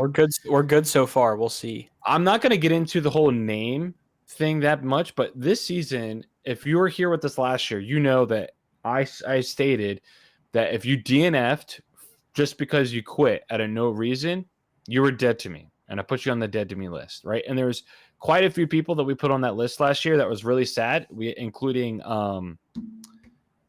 who was it, Matt? Who was my guy that I was sad about? Colbert Allen. We had to put him on the list. But it's a new year, so the slate has been wiped clean. And so now we'll be keeping track of all the DNFers this year that DNF'd not because of an injury. So as far as I'm concerned, this is the only name. This is from FPO. Courtney Lambert, dead to me. No idea who that is. But Matt said, Matt's words were, you're really going to have an 830 player dead to you on your list. Well, see, I thought this was just a rant. I did not realize that this is a list you're really wanting to keep track of this year. I thought this was just a random list. No, this will be a list that we're keeping track of all season long. So this is Fingers crossed this list does not get big. Yeah, let's hope so. We'll see. We'll see. So anyways, the reason why I wanted to bring this up, Matt, thanks for the graphic. You can take it down and you can I'm going to put my screen up and then you can go full screen with it. I will not be able to see you guys from this point on. Let me know when your screen's up and I'll swap screens. All right. Window. Okay, how does that look? The GT40 was still on your screen. That actually works. That works. So, can you see zoom everything in here? a little bit? Let's zoom. You can zoom in Excel. Okay. Just a tad. Oh, you went there we so go. hard on this. Is this better? Yes, Yeah. sir. It Okay. is. That's perfect. All right, so here's the game for tonight. All right, this is the DNF game, which means these are career DNFs, right? All this number right here. So there's 12, 6, 5, 4, 3, 2, 1. And these are players that are going to fit one of these one of the slots here. And so you, Matt and Corey, have to come up and try to see and fit who goes where. And you'll have 3 attempts. We've done similar games like this with Taylor, but I figured since it was my game and we're starting to keep track of the DNFers, I was wondering who in fact has DNF'd the most out of their career. This is gonna be tough. Which is Tough. Which is what I found fascinating is this number right here, the 12 number. 12. And then it drops to 6, which is crazy that someone's DNF 12 times and then the next closest drop off is 6. So Matt and Corey, good luck. See if you can. Who do we think has? I care less about this game, and now that number's up, I care more about who DNF'd 12 times. That is the real question. That is the real question. Who do we think it is? And why is it an older person who's been on the tour a while? This is career all time, by the way. Yeah. So is this any reason for a DNF? Yeah, it's just DNF in the book. That's Because all I'm it is. thinking, okay, Eagle McMahon has gotten injured. So does that count as like? If you DNF'd, it goes on the career list. I know. I'm just thinking like, was he signed up for something and had to back out because of the injury? Because those can just like. Usually, it doesn't count as a DNF Unless you're if in you tell mid-tournament. them. Yeah. Okay. Yeah. Mhm. Am I Well- crazy to think that Greg Barsby has DNF'd? Greg or Dave Felberg? Yeah. I think I either of mean- them are our 12 timers. Yeah. It just Boy. looks funny next to Drew Gibbison. I knew that was. Dude, I don't know coming. who that guy is, but Drew Gibson. Drew Gribson. I don't know who he is, but he sounds interesting. Who do you want to put on the top of this list, Corey? I would argue that I think Greg could be up there. He's been playing events forever. I think Dave could definitely be up there. Let's I would not go. be Let's go, surprised- Greg. Let's go, You're gonna go Greg, Greg? with 12. Okay, I rock with that. All right, interesting Oh way of wait, doing what are we that. doing? He did it in an interesting way, but it'll Are you work. doing names? Yeah. Yeah, I guess that. Yeah, I guess Either way, Okay. it'll accomplish the same thing. It's just weird. So this will stay the same, and I'm Okay. just gonna Okay. put the names down. Okay. Who do we think DNF 6 times then? I still think an older folk. Let's go, Dave. Let's go, Dave. think. Yep. Yeah. Dave. 6 DNFs for his career. Do we go Seppo 5 times, maybe? Sure. Honestly, this one's just a feel for. Yeah, I Like- agree with you. Yeah, so we'll go Seppo 5. And then, honestly, I I want to say Go ahead. I want to say Kyle is either 3 or 2. I would agree with that. I don't think he's DNF'd a lot. Yeah. Who is No. 1 is my real question at this point. Is 1... I think 1 is either Kyle Klein or Eagle McMahon.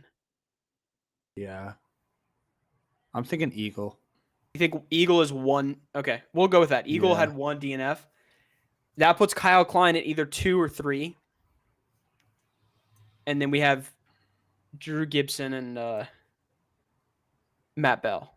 So who do you think? Let's go Drew at 4 because Okay. I think he has had a few. I Yeah. feel like Tyler Anyone- has brought his name up.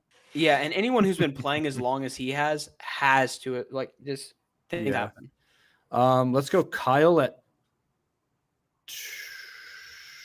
Let's go Kyle 2 and Matt 3. I'm fine with that.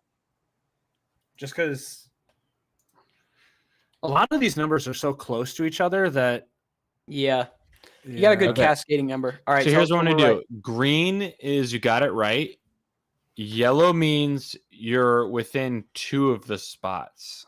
Okay. Okay. I like this. All so right. Need you the help, basically took Taylor and made it better. You took Taylor and said, "How can this be Wordle?" I've been paying attention. I see what you did there. You raised him up so you can throw him Take a off the little cliff. clout. Yeah. Okay. Greg, Wait, how is Greg within 2? he either has to be 6 or 5. Oh, okay. I thought you meant number. Like No. He's at Within a 10? two spots. All of a Okay. sudden, how you put names in the first attempt instead of numbers, I realize is so much more helpful. Yeah. We'll take that. Okay. We got 0, right? Yes, that is correct. 0 right. Okay. And there you go. Okay. Just to confirm, within 2, it could go 2 up or 2 down, right? Correct. So Eagle could go up to 3, and Drew can go down to 2, or Drew could go up to 6.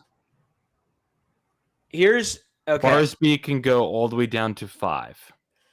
Corey, there is a way that we can game this system here, and that's that we can put Eagle at 3. Okay, Or 2. or 2. Well, But if we if put him we at put 3, him at 3 and it's wrong, then it's then gotta we be just know it's 2 versus vice whatever. So we could put Eagle at 3, and we could put Greg Barsby at 5, and we just game the system on both sides here. we're like maxing out the ranges. You know, Let's do that. So Greg right. Barsby at 5. So Greg's going to 5. yep. Okay. And then Eagles at 3. Okay. Mac just joined and says, I don't even know what's happening. We're Which cooking, means Mac. Drew. I think Drew, we're gonna go up. I would agree with that, actually. Put him at 6. Yeah, he's got to be within 2, so 6 would track for me. Does that make... Oh, it just makes either... Seppo's not 12. We know that, Yeah. right? Because he can't go 2 up. That would put him in green. No, Or put him in, put- in No, yellow. so Matt- you could go. Matt- Seppo can go to 12. Yeah, but within 2, he should have been yellow. Correct. So Matt Bell is 12. No, I'm saying you could have went to 12, but I'm not saying it's correct. It may not be correct. Okay. We're not talking to you. Yeah, bro. I agree with that. Let's put Matt Bell at 12. Matt Bell at 12. Yep. Okay. See, the thing is, I still feel like Seppo has to be high on the list, but apparently not. Bro just thugs it out even when he's fighting for his life. I mean, he's European. That might be just like. Oh, in and them. Seppo has to be 1, right? No, he No, could he could be 2 It could or be 1. 2. It could be 2 or 1. What do we think? I say put him at 1. Let's put him all the way at 1. All right. I think it's the European in him. That's just It like, could honestly. That is good logic. you know what I mean? Like I need to finish this no matter what. That's terrible logic, but it's perfect. It makes perfect sense. You know what I'm saying? So I qualified as good. So Kyle has to go to 4. Yep. Oh wait. No, put Kyle at 1. And Seppo. And Seppo at 2. And Dave, because that would jump Dave way too far. I'll let you. Let me know when you want to lock in. Let's lock it. Let's I'm see locked what we in. got here. Yeah, Okay. locked in. I low. like this. all of them are iteration here. green. Light them up, Ka. All of them are green. Dang. Matt Bell. I don't know why. I kind of thought I had this idea that Matt Bell was a trooper and just wasn't gonna DNF. Apparently, I was just wrong.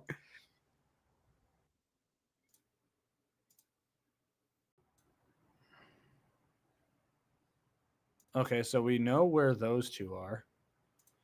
Come on, baby. Okay, that's it. Oh, good night. Okay. There's Okay. some logic to be had here. So, hold on. Hear me out. Final try. All right. Hear me tell out. Greg is 6. Dave is 5. Hold on. Let me try to keep up with you. So Greg is 6. Greg is 6. Yeah, Greg has to be 6. Okay. Dave Who's is 5. Dave. Okay. Kyle. Has to be 4. Yeah, it's 4. Yeah. Sorry, I thought you were just going down the list with me. Kyle. And then we've got Seppo is 1 and Drew is 2. And those are all green. If that's correct, it's surprising based on time in the game. But It's correct. let's see if that's true. It's correct. Tell me. Give me the green. It's correct. I play Sudoku. It's correct. Yes, you guys got this all correct. Yeah. So one thing I will say, right, is I knew this challenge would be hard, but I knew with the whole yellow is within 2 places that you guys should get this at the very end. And you guys did, which I'm really proud of you. I thought this list. So here's the thing. I came up with a couple different things, and then I was like, oh, let me look at some DNFs. And I looked at some DNFs of tournaments and championships, and then I saw this list, and I was like, I'm going to look at this list, and I want to choose one that's 12, or I'm going to choose 12 because that's the top of the list. And then it went 6, and then a bunch of 6s and a bunch of 5s, a bunch of 4s. And so I was like, all right, what players would seemingly be odd at this many DNFs? So the most surprising to me was Seppo Payu with only 1. So that's why I knew I had to choose him with 1, because there's a ton of people with 1. It would be really funny if you had like multiple 6s and we just put it in the wrong slot. But, Yeah. like You're like, oh, that's you're wrong. Got to retry. Yeah. Yeah, that would have been pretty awful. Greg's Barsby was 6. Interesting, and then Kyle Klein with 4 was another one. It was Kyle Klein's got quite a bit. So Yeah, bro, DNFs quite a bit. so you guys did really good. I'm really proud of you guys. Hey, thanks. What's Dad. going on with Matt Bell, bro? Bro's What do you mean? DNF 12 times. Yeah, Matt Bell is a scumbag. I'm just gonna say it. Jeez. Yeah. Okay, cool. That was a good game. That game where you have a ton of layers, and stuff gets within a couple, those limits really helped us out on Yeah. the top and bottom. But that was sick. Yeah. I liked it a lot. Any lasting comments about the weekend or anything in disc golf that wants to be brought up that you want to talk about? What is the next tournament? The next tournament is Waco in 2 weeks. In 2 weeks. So Okay. next week You we'll know make what our threw picks. me off? What? They just posted on, I think, Gatekeeper, Waco from last year. So I thought it already happened. Oh, heavens. Like, I thought the tournament happened like now, and I'm like, what? Oh, And then it ended up being last year's that they posted. yeah. I Scott forgot. says there's a go-through tournament this weekend. Oh, I'm That- curious about that. I am very curious about that. City of Mobile Championships this weekend. Is that a go-through event or is that just Max event? I think it's that's just max just an event. 8th tier. Yeah, I think that's just an A tier. So Yeah. what's the go-through event? Does anybody know? Help us out in the chat, guys. I'm curious about these go throws. Yeah, If I they're want to just watch gonna if be- that covered. If they're just going to be another of the same, or if Alright. they're going to change things up. So this is an invitational event that is. Oh wait, no, that's skins. Hold on. No, I don't know. No, there's just a skins thing that's this Friday, but I don't think it's a go throw event. Unless this is it Okay. right here, the Cancer Playbook Invitational. Is that it? I think that's it. That's. I what feel like the think. wording on that is That's pretty Wrong. bad. Yeah. like Hey guys, it's their first real event. Gotta give them some slack. no. I'm saying, like, is it the playbook to have cancer That's what I'm saying. They kind of did a or bad, to beat cancer? Like, it should be cancer fighting playbook or something. I don't know. That's so weird. Yeah. Anyway, I'm really hoping that they what I'm expecting is that they do a lot of experimental stuff and like maybe they are actually in cahoots with the PDGA to Yeah. be like, hey, people really liked that you could do this to the green or something, right. and then the PDGA goes, okay, cool, we're gonna change the rule for next year. I see it here. It's called the Hideaway DGR in Terrell, Texas. It's going on this weekend, but the event is called the Cancer Playbook Invitational. Very interesting Okay. name. Yeah. It looks like there's a skins match and beat the pros on Friday, and then the event Saturday is Sunday. Okay. So, yeah, I don't know. I guess OTB or Go Throw would be doing post production on it. I wonder who signed up for it, guys. It why seems like don't- half of the tour is going to that A tier and mobile. I'm not saying mobile. And Cancer Playbook. the other half might be going to this. So it's Go going to be a Throw. sanctioned event. I thought they weren't sanctioned. I thought that was the whole thing. Oh wait, maybe. Oh, this is last year's event, so maybe you're right. Maybe it's not sanctioned. I think that's the whole like spiel Yeah. about this tournament. That's true. Okay, so Cancer Playbook is an old name that they've had, and I don't know. Yeah, I don't know. Can't find anything on PD. Taylor says they did end up DGPT. sanctioning them, so I guess Oh, they're really? sanctioned. I don't know. Well, I'm that's trying. lame. Now they can't do anything crazy. Unless someone trying- told me you were sanctioned. I'm trying to the look for ones that try to do this. 2025 disc golf scene. I don't know. I'm trying to pull it up right now. Disc golf scene. This is crazy. Hold on, players. Wait, we might get something here. Nope. No, I don't know. Some pros that are going to be playing. I don't know. Trying to tell you the Connor Rock's going to be there. Get excited. Oh my goodness. Gavin Babcock's going to be there. Evan Scott's going to be there. Matt Bell's going to be there. Get excited for Matt Bell, guys. He might DNF. Yeah, I don't know. That's all I see. Taylor said, rule 1 of running a disc golf event is making it genuinely impossible to find any info online. Yeah, that's the truth. Yeah, I don't know if it's sanctioned. It didn't take me right to the PDGA website. I don't know. Anyways, we'll figure this out later. So, yeah. Anyways, we got some disc golf this weekend, but it has nothing to do with the Pro Tour. So maybe I'll watch it. Maybe I won't. I don't really know. But okay. Anyways, listen, guys. Thanks for watching. Thanks for sticking around. Shout out to Foundation Disc Golf, where you can go get all your disc golf needs and wants at foundationdisc.com. Yeah, Matt, close us out. Bye, guys. Riveting. See ya. Peace. I didn't know you wanted more than that. You just closed us out and then said, Matt, bye, guys. I was just trying to throw it at you to see, let you say something. Yeah, are you still awake? Riveting. Bye, guys. Riveting stuff right there. All right, I'm gonna still search for some PDGA info on this, which I don't think there is any. You know what's exciting? I can't wait to hear this. Actually, I gotta ask Mac. What's the weather like in Michigan right now? Is there any snow? Taylor, Wait, this Corey. is not a sanctioned event, by the way. Corey, are you late to go pick up Hawaiian food with your wife? No, it's only 7:14. Goated. Yep. So we're good for a little bit. I'm pretty sure that it's not snowy in Michigan. I just flew to Alabama, but there's no snow. Okay. So I get to reintroduce all of the discs that I pulled out because of the snow, Hooray. which is really cool. So Baby Blue's going back in the bag. That's Oh gonna my be gosh. I can't wait.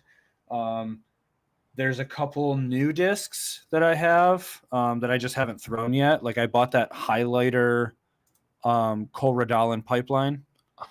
That just looks so good.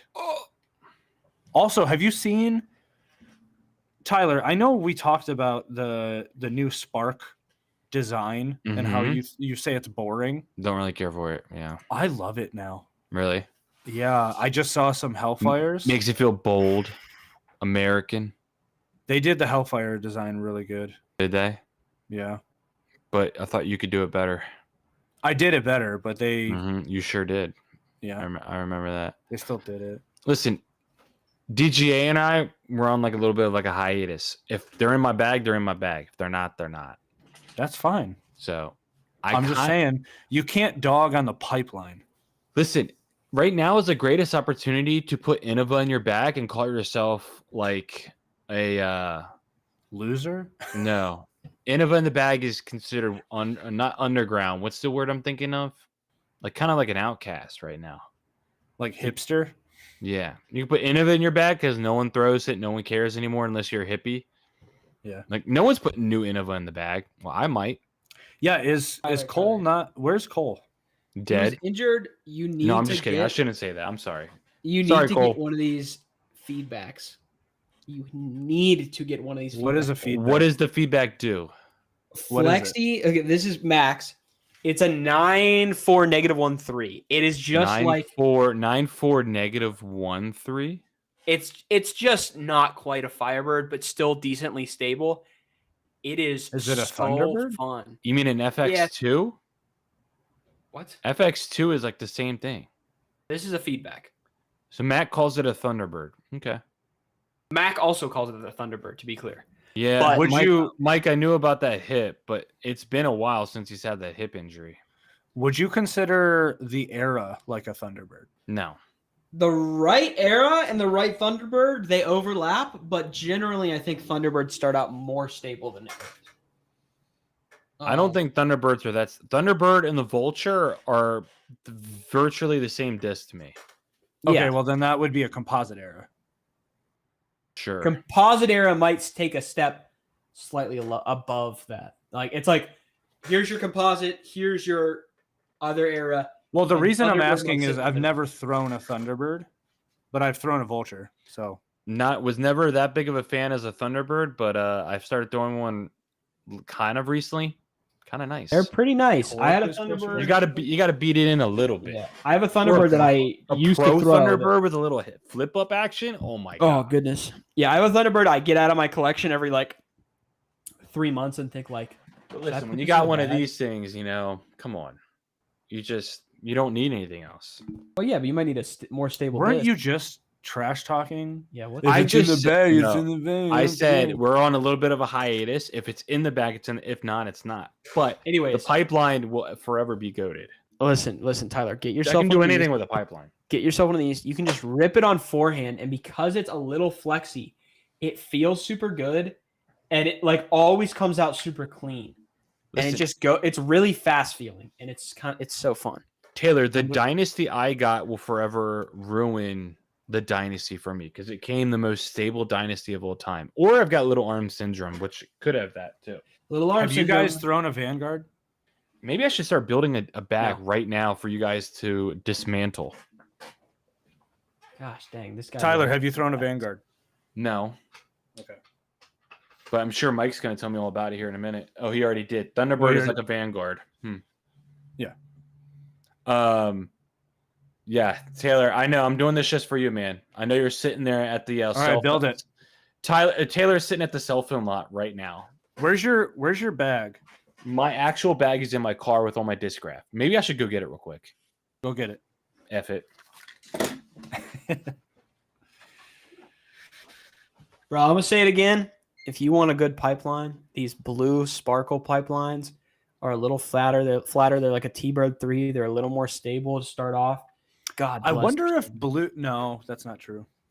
I was gonna say, I wonder if blue ends up being flatter for just Discraft plastic in general, because I have a Raptor that is like literally board flat. It's Yeah. almost a cap wrap, but also I have a Domi Force, so it can't There's be something- blue. There's something weird about the blue ones because, like I said, you can't get them max weight. You can only get them to 170 to 172. Oh, really? And I've been buying these up because I love them so much. And they're Yeah. like, I start off and they just go pretty straight and have a tiny bit of finish, like more stable than the other pipelines I have. And then, Yeah. like, but then also this one is significantly flatter than like. Would it be this Would it be guy. cooler if I just held the mic? That would be so tiring and for like 2 hours. How does a Rift or a Nebula fly? Rift is Tyler's thing. A Nebula is slightly more stable than a Buzz. Actually, a Nebula and a Rift are possibly the same disc. I don't know what the bottoms look like, but it's the same flight. So the Rift is for sure a -1, 1.5, and I think the Nebula is somewhere around there. All right, I lied. Anyone else could tell it? Hey, Mac, I don't know what my question is. My question was going to be, are you updating this candy cap? Do you want me to be? Do I have permission to edit that PowerPoint? I guess is my real question. And let me see. Oh yeah, I can. Blah, blah, blah. Wait, no, I lied. Blah, blah, blah. No, I Blah, blah, don't blah. have permission. So I can edit them, or if you're a freak for editing them, but we need to put the new stuff in. It says I'm view only right now, and I'm looking at it.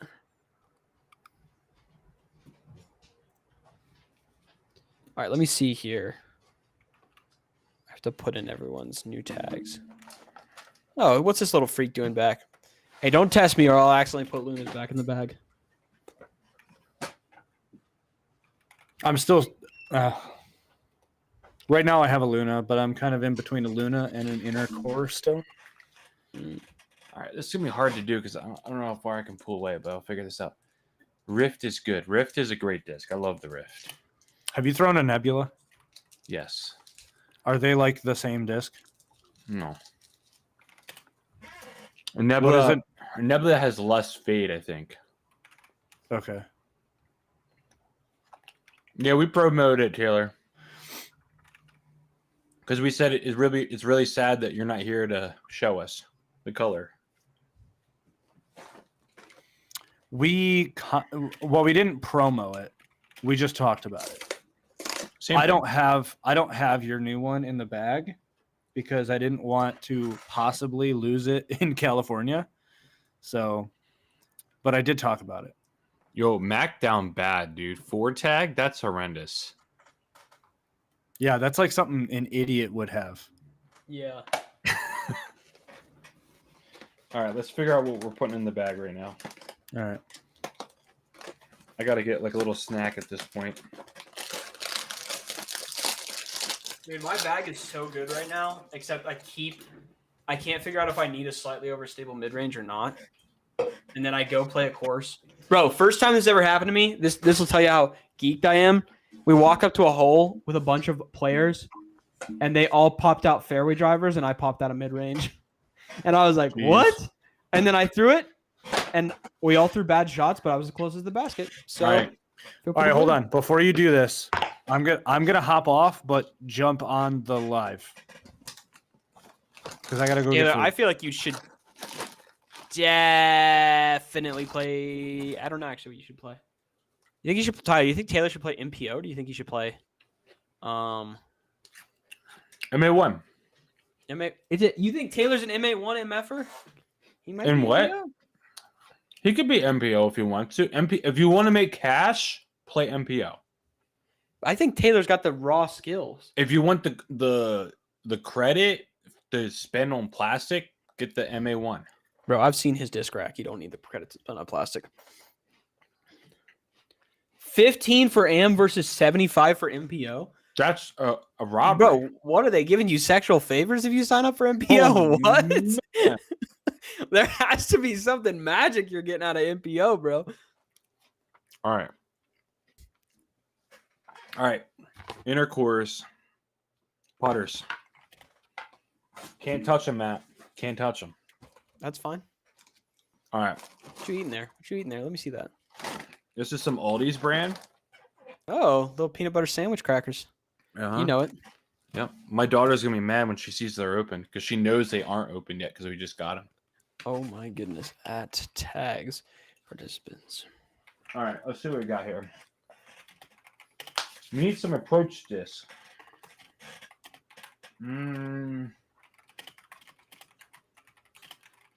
Could go.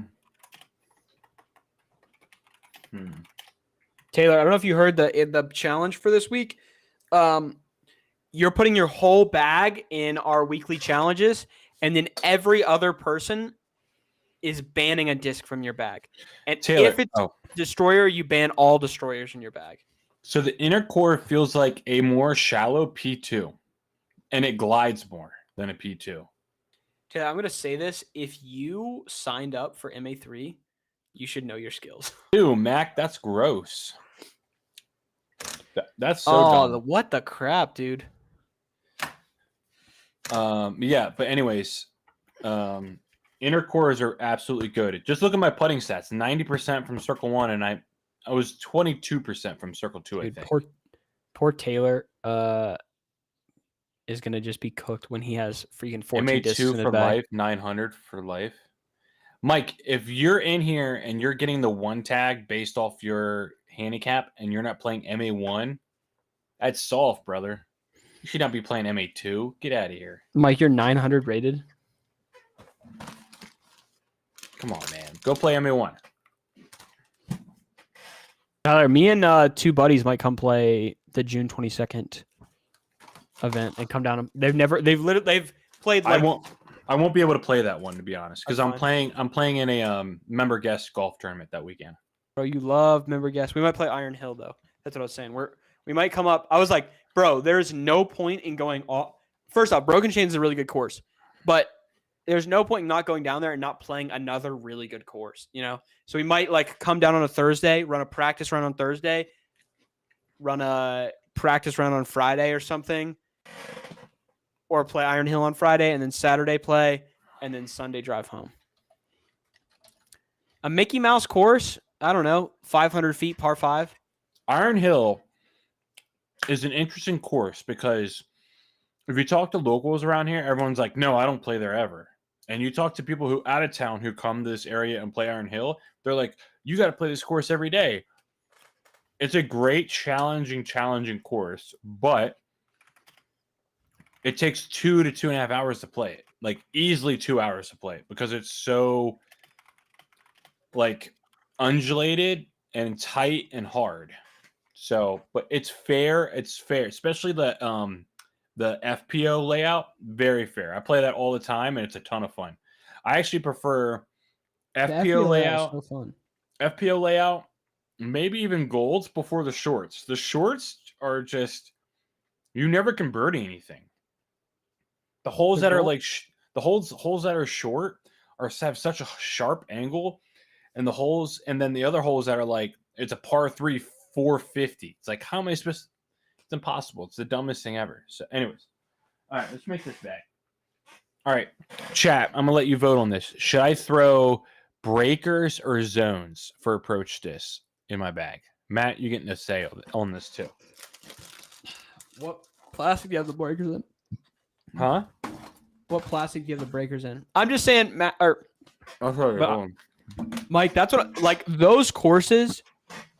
Those like Mickey Mouse, like 250 feet par 4s that were made 80 years ago when we were literally throwing like essentially ultimate discs at them and couldn't get them to go anywhere.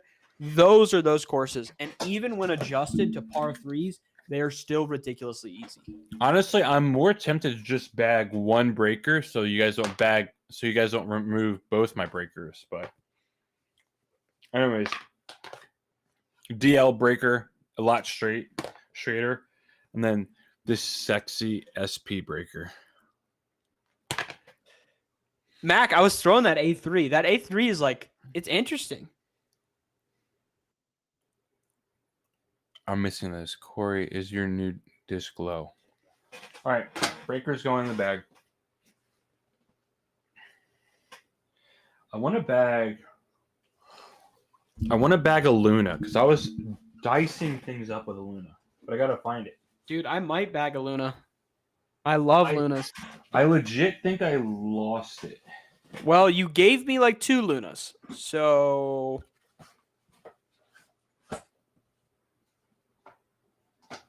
Or I left it somewhere, which is really sad because it was What that Luna is it? it was that orange limited edition one, the You same mean one you giant- have, but orange. Oh, Did you hear the whistle?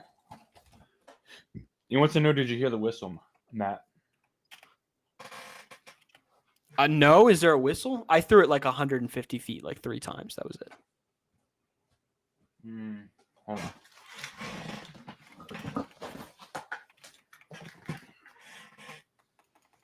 Where'd this Luna go, man?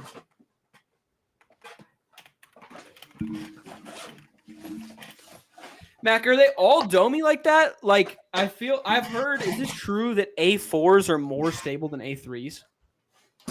Because I was not like, oh my gosh, this thing is stable by any means, but I also didn't really throw it that far. Yeah, that Luna's gone. That sucks. I can't believe I lost it. All right. Understable. I don't really have an understable mid-range right now. I gotta find one. Your options. That buzzes. Um, Yeah, it is flipping. What is the one that people are like, this disc and this disc are like almost flipped? I hear that in their approach disc. I don't lineup, but I don't have a Buzz SS anymore. What you had one for a challenge freaking 6 months ago. I gave that away, kind of. Oh no, sorry. I'm not gonna lie. Sorry, guys. Breakers are going out. The A5 and the A2 going in the bag. Sorry.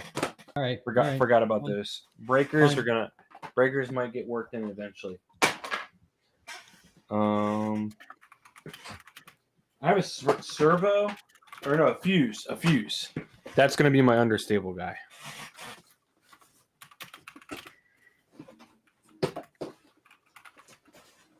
Bro, I can't bag like 3 pipelines now. Why not? Bro, why not? That's what I got 2 pipelines in the bag, and I might put a third in. I would have a third if I didn't lose it last time I was at New London. Because if you guys say no pipeline, then I can't throw 3 disc in my bag. And I only bagged like 18 discs. Taylor, that's freak mentality. I think if putting putter, you just want the tomb band. You little No. freak. You just want the tomb band. He said he's been putting well at the tomb.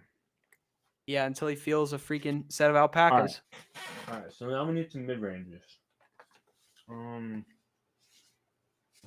gonna go Rift, SP Rift, and then I don't even remember what I was bagging for mid ranges. I've changed up my bags too many times, so now I don't even know. The Super might have been a good option for understable. Oh, the Dune! I did say I was gonna start throwing the Dune. Unrelated, the PA3s and PA2s are really nice throwing putters.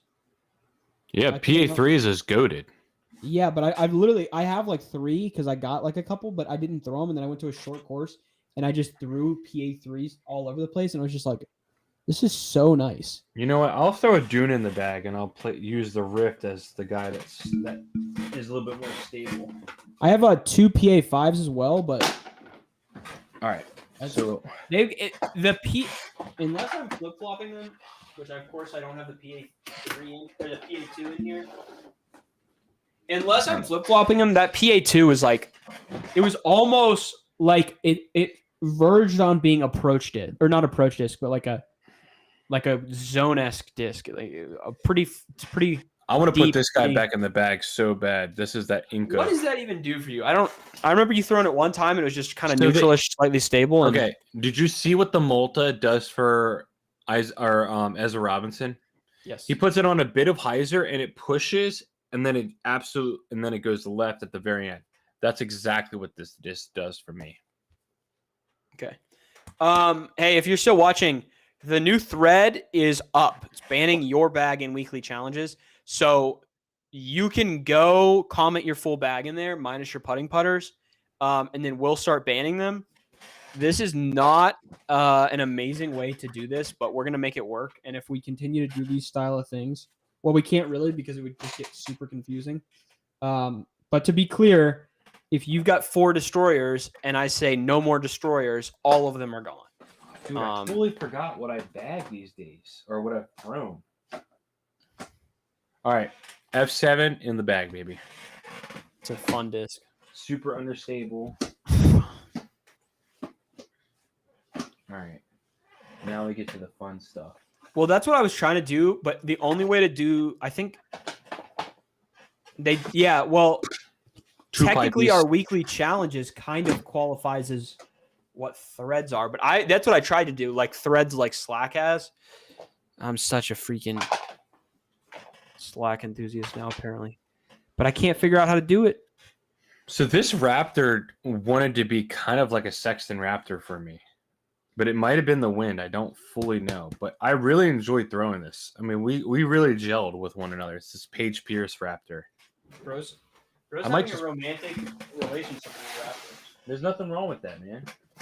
I think I'm going to put it in the bag instead of the Sexton. So we'll see. Okay. Here we go, Mike. This one, if Mike's still in here, which I don't think he is. Mike, this one's for you. FD3 Originals. This thing is so freaking stable. So we're going to go with that guy. Bro, I might put an FD3 in the bag. Oh, I just love overstable 9 speeds. God bless. They're so fun. I can't throw them on a backhand, though. See, like me and the Raptor Oh. on a backhand, we weren't gelling. I threw it well one time. That was it. See, this Firebird that you found for me is getting so beat up that like it's kind of just replacing what like a torque would be, and I like it on backhand, but I just don't throw it that frequently, and then I always am like, wait, I could have just thrown that on backhand. But this thing's this one's beat to crap. You know what's weird? Mac, you still in the chat? Now, I got a question for Mac. Oh, he's It's got a really- question. It's a question for everybody, but I want to ask Mac the question because I want to see what's Mac's opinion on it.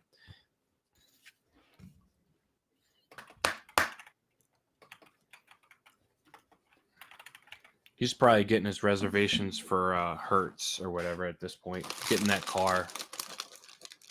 Marvel Chicane P2. Bro, Dude, these things are so salty. What the frick?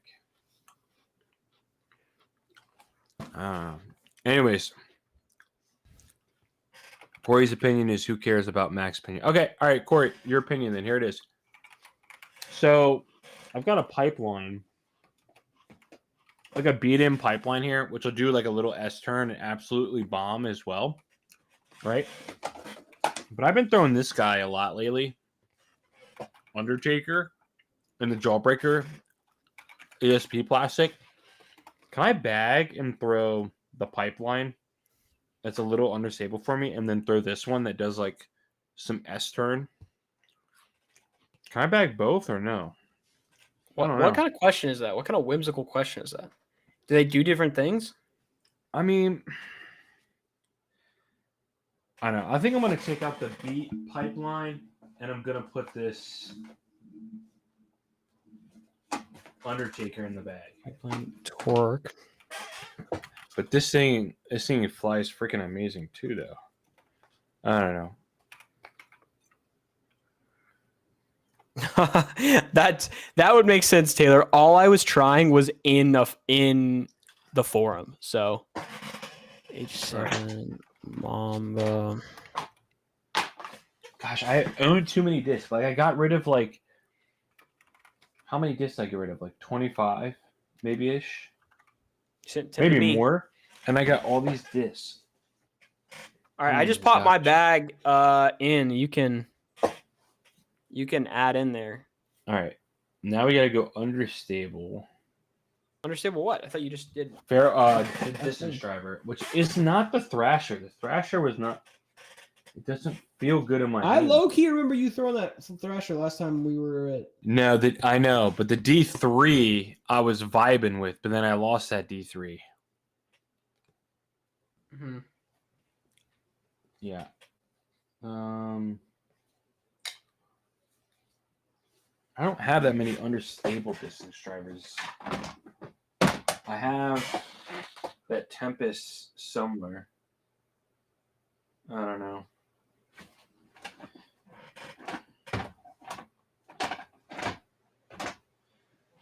See, this is what I've always, or this is what I used to do, is I just used to bag the Avenger SS and use that. Gosh, there's so many good discs. All right, I'm going to put the Thrasher in the bag, but I'll probably never throw it, which I think is the dumbest thing ever. But you're going to put it in? No, I'm doing the Avenger SS. I'm doing the Avenger. It feels better in the hand. I don't love the decision, but that's what I got to do. All right. Now this is going to haunt me because I feel like I know what I have to do, but or I can cheat the system. What? Wait, Corey, what does that mean? What did he say? He said 2 of my discs sold on Whatnot yesterday. He did Whatnot. Oh, he did Whatnot? Sounds like it. Or his signature stuff that was at Infinite got sold on Whatnot. That would be funny, actually.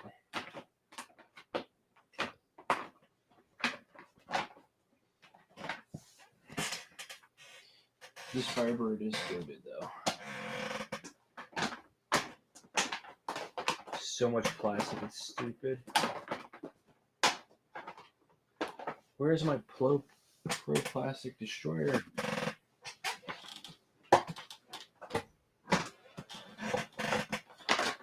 Is that it? All right, here it is. All right, both my destroyers in the bag. They're going to be taken out immediately. I know that much. Yeah, buddy. I'm going to go.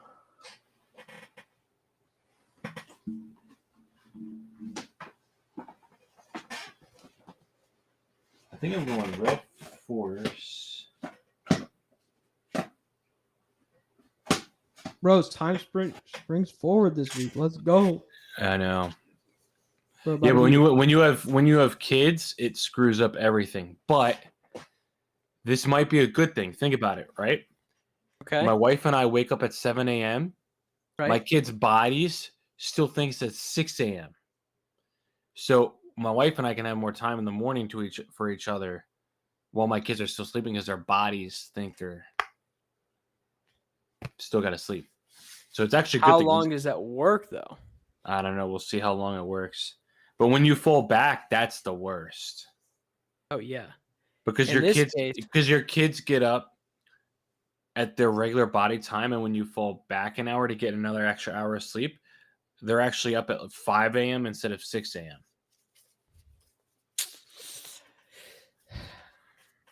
I think I'm gonna have to go overstable on the force, and then I think I need one more overstable guy. Oh, I know what I'm putting in the bag that's overstable. The greatest overstable disc I've ever owned. Anyone know? Overstable distance driver. Anybody want to guess? Oh no, that doesn't count. Boom. Oh wait, I lied. That's not what I was thinking. Was that PD2? This is the PD2. Or wait, This is it the disc- Conqueror technically? It's a Conqueror, but it's the best plastic. This plastic right here is the best plastic I've ever owned, hands down, bar none. I thought you were gonna bring out that. Swirly S Blend Conqueror. My gosh, this is just the best. I thought you were gonna bring out that Rive. And of course, the best plastic is in the most overstable distance driver. Gosh, I got all Bye, these- Scott. See you later. See you, Scotty. Taylor, thank you so much for sending me those things because I would have been fighting my demons trying to set this up without all that stuff. What are we looking at here? I'm not gonna lie, Yeet? the flip is the vibe. I'm sorry, the vibe is so good. What is that? Is that their 9-speed? That's their 11 9 speed. 4. Oh, it's their 11 speed. 11.5 negative 2.2. This love actually those. does exactly as it says too. It will always come back. It's underrated. It will go in the bag eventually. I know it's coming. Tyler, you But know right what, now- one of the most insane things when I played with you guys? What? Because when I initially played with you guys, all the people I know around here who throw far or throw in the farther range, throw that by flexing stuff slightly, right? Uh-huh. And the thing that I never saw until I played with you guys was the flip up to flat and then finish. you and said both- you said you saw the flip up the flat more here. I never saw the flip up to flat and then also finish on distance drivers when I was like around here because the people I know who throw kind of far, they're like the one guy who I play with all the time. His preferred angle is like a little bit of Annie, so a brand new destroyer is perfect for him. But I was literally like, I never saw that, and obviously I didn't throw far enough to ever see that happen. And then for the first time I saw that happen like a week ago. Something flipped up to flat, cruised for a long time, and then was like, oh wait, I am actually stable, and I was like, oh. Taylor, I had to give special permissions to make it happen, and it just kept warning me not to. But it was saying it was a Trojan, which is nice. But So I'm only gonna put the discs that can be removed on my list. what do you mean? I'm not gonna put my putting putters on this list. Oh yeah, that's what I said. I didn't put my putting putters on there. I Oh, just have a throwing marvel too. all right. What else we've the fuse. dude, that's what I was, for a second I was like, Taylor could have taken the time and just put a super annoying virus that I have to take care of on this thing. And I was like, do I want to risk that chance? And then I thought about everything I would need to set up. And I was like, no, I don't want to risk that. Does Taylor have that in his game? Well, you don't really need to have it in the game. You can literally just like there's programs you just Google and download and use. So if you just have them, you have them. Fun. I have no idea how this disc flies, chat. I have not thrown it in like, I threw it the other day and just absolutely parked a hole. But I have no idea. I don't know what anything but pipelines and sectors do anymore. Pipeline is just the greatest disc ever created Yeah, for an amateur at least. that's what I'm saying. I know that it goes pretty straight, and I know my sector goes pretty straight, and I know my putting or my throwing putters, but everything else, man, it's a mystery. All right, my list is almost up. And this is going to be the Conquer.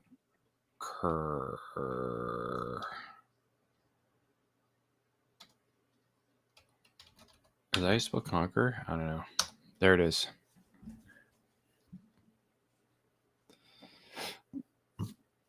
So Mike is getting rid of the Banhammer Halo Pharaoh for Taylor. All right, so Taylor, what are we getting rid? Matt, what are we getting rid out of your bag? So Matt's got the uplink. Okay, Matt, you are getting. What am I banning from you? Mike, I'm fine with that uplink ban. That's low-key a good ban because I'd never throw that disc anymore. It's significantly flippy, and at this point, my Supra fully hyzer flips to flat, so I only throw it. There is a couple key spots I throw it on the course I play. That is going to be irritating, but we can make it work. All right, so I'm just gonna write the disc. That's all I need to do.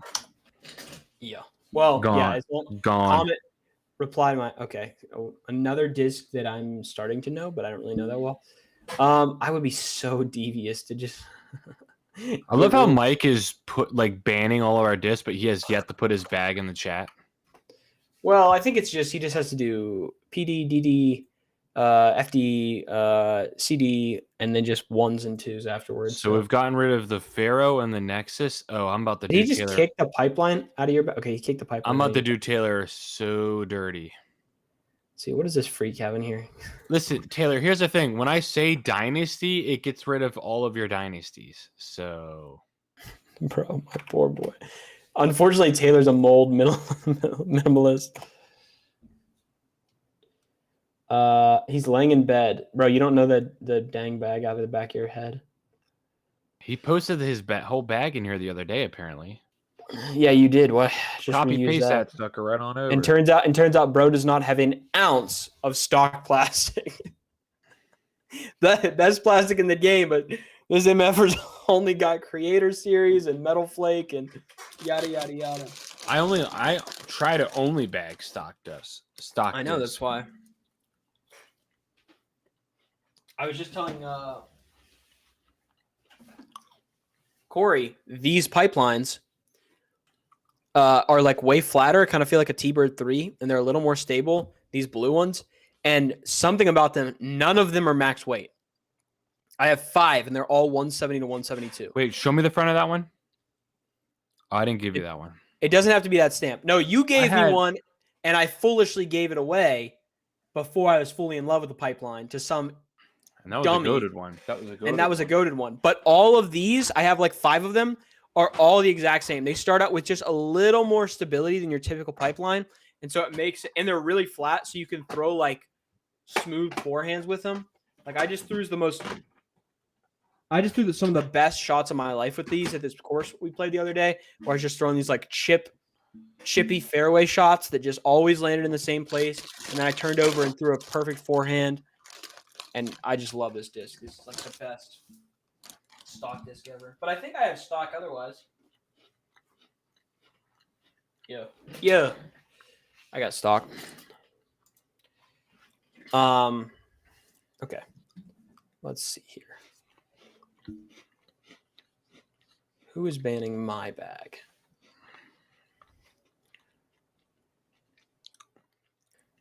So right now Mike. I've lost a pipeline in A2. Psh, big whoop. What are you talking about, bro? You love that A2. If someone does not ban Tyler's, what does he have? If someone does not ban the Raptor and the FD3, which I do think you put 2 in on the back, 2 in the back, because they're both. If someone does not ban those discs, I'm gonna cry. I will say the biggest disc that I flop out of my bag is very overstable fairway. It flops all the time. Yeah, because it's super easy to swap it out. It's like swapping out straight flying throwing putters. It's like, oh, 1 week I'm throwing P2s, Wow. the next week I'm throwing Lunas. Oh, now I'm gonna throw a new Marvel I have. Yeah. Oh, now I'm throwing PA3s. It's super easy to do, and it just makes it addicting. Yeah. And then the Sexton will most likely go back in the bag eventually, but right now I'm vibing with that Raptor, so I'm gonna keep doing it. Did you see that guy reselling 2019 and 2021 Firebirds for $35 for 2 shipped? Dude, the 21 is goated. It's so good. But the newest one, the one that came out recently, is very, very good. All right. Here's Mike's. I don't even know what Mike likes. Of course, he's got no copies of any disc. Mm-hmm. Why the hell has he got a queen in his bag? Mike, you have a queen in your bag? What is that? Is that the overstable one or the flippy one? There's a queen and the king, and one of them is like really overstable. It flips. But he's bagging a DD1 and a DD3. And a Cloudbreaker. What do they say? What is Rogue Disc? Well, you can buy them off Rogue. You can buy discs $8.99 for queens on Rogue Discs. 14.5 -3.2. You're telling me you throw a You're not that P1X, guy, a pal. P2X, a P3X, and a Tactic. That's too much. You're doing too many tricks on it. Why are you putting with one of those? Please tell me you're putting with one. Listen, if the man wants to bag what he's got here, then Yeah. so be it. I did think the queen was pretty, like, people considered it pretty flippy. right. I feel like all West Side discs are flippier than the name suggests. I'm beating in a P2X to unban the P. What the frick? A P2X. Are you? Oh, to unbag the P1. Oh, I understand. All right. Well, Okay. I'm just gonna do it. I don't know what else to do. Whoop! I messed that up.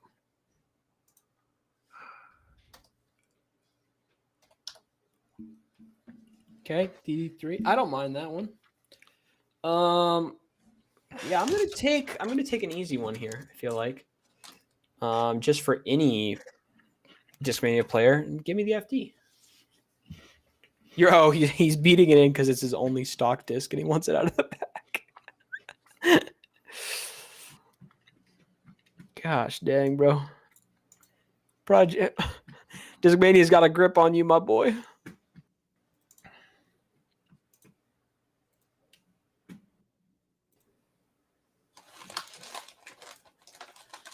I think he's saying his only stock disc. Oh, was is the DD3.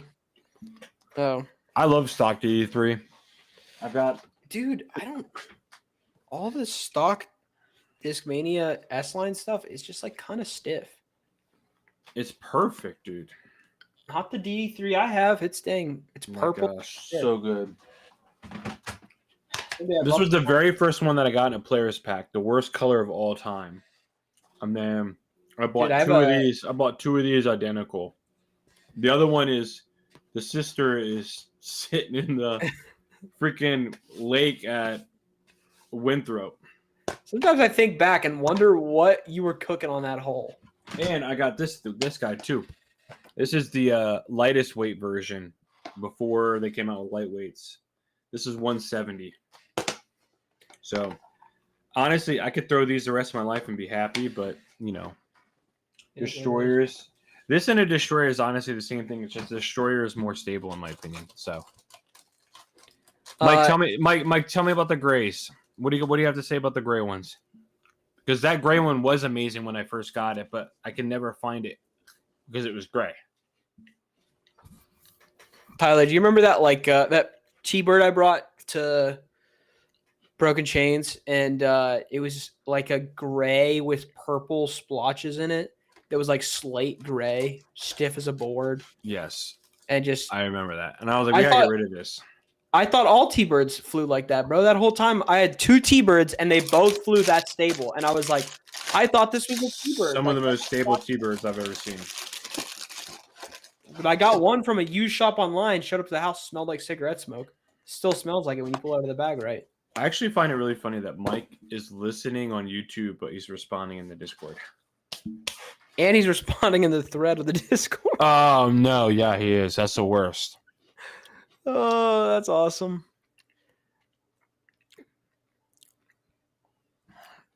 Yeah, it is pretty flippy, which is why I didn't love it anymore.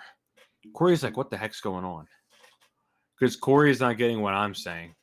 So he thinks Mike's just rambling. That's awesome.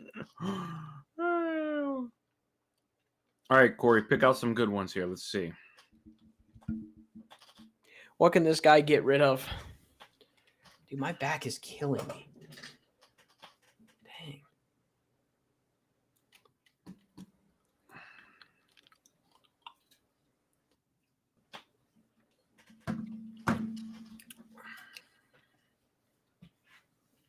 All the small things.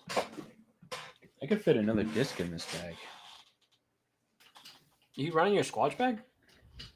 Mm-hmm. Dude, everyone just looks at my bag and they go like, "Oh my gosh, that size bag is so nice." I'm like, "Yeah, I know. Why do you think I bought it?" It's the best. And then you can fit so much stuff in the side pockets. Yeah, I've got like 2 randos sitting in the side. I got a destroyer sitting in the side pocket right now, and a fission photon sitting in the side pocket right now. Oh, Corey shied away. He's gone.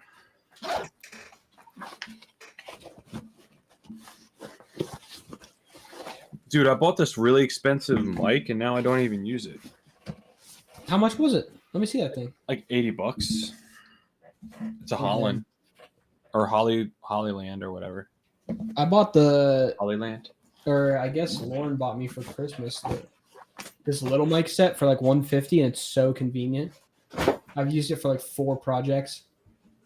I've used it for disc golf stuff, and I've used it for work stuff. I just got a ton of clout at work for figuring out how to make our all hands meeting A pre-recorded virtual meeting that no one has to join, so that 200 people aren't sitting in a meeting together. All right. This is my understable distance driver. This is way better. The Crank SS. Oh, I didn't add then my Avenger SS. Crank SS. But you better add that to your list, bro. Edit your. Yeah, I'll edit it. No one's gonna really care though. Bro, nothing was funnier than my mom saying Tyler was cussing. I didn't say a And single was cuss dirty. word. I have no idea what I said. Allegedly, you said the F word, as she said. I did not say that. That was Taylor. But I think you might have repeated it. Oh my! I doubt it.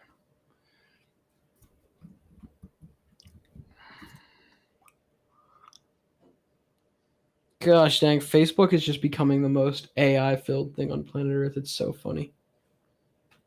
He says you got the magnet ones. That's what I got. What's he talking about? You talking to me? I'm assuming he's talking about mics, Mike just said microphones. I don't know. I don't know if he's talking to you or if he's talking to me. I'll tell you what I have, Mike.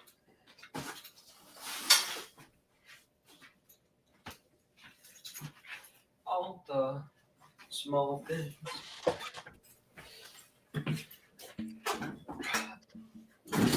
I have the DJI mic minis. That's what I have. DJI mic minis. Here we go. You flip them open. Receivers right here. This is the mic. It's super small. And then it does have a magnet on the back. These are literally, allegedly, they're less than 10 grams. And you can record like 24 hours of footage because the case charges and the mic itself charges. Really convenient because you just throw it, you plug it into your phone and you're done. And there's automatic noise cancellation and all that. Tyler has the Hollyland one. I do. This is probably one of the best gifts I've ever gotten because it's got the the most Hollyland convenient one to right here. throw in the bag. I mean, I won't be recording anytime soon. I just don't have time. So, but I got good mics now. But yeah.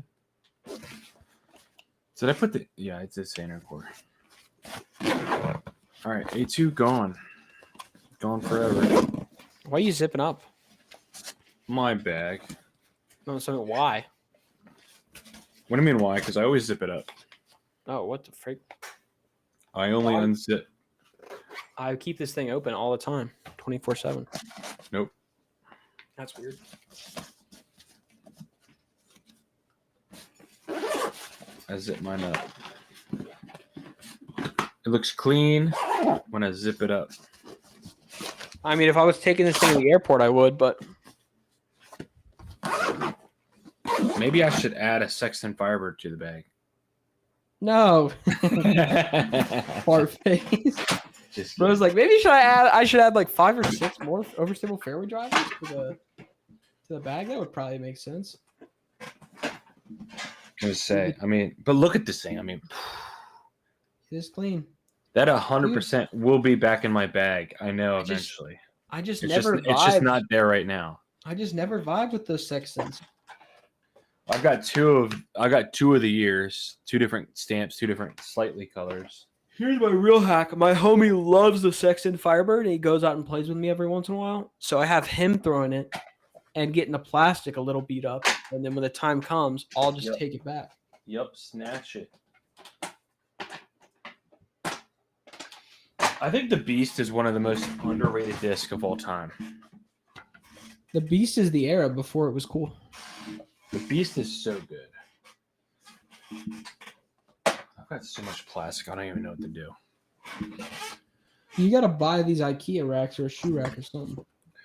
I know, I need something off to the side right here. I got to figure out the best thing that I need for it. Ain't no way. Ain't no mountain I didn't high. know they made D6s. Oh, Who's yeah. throwing the D6?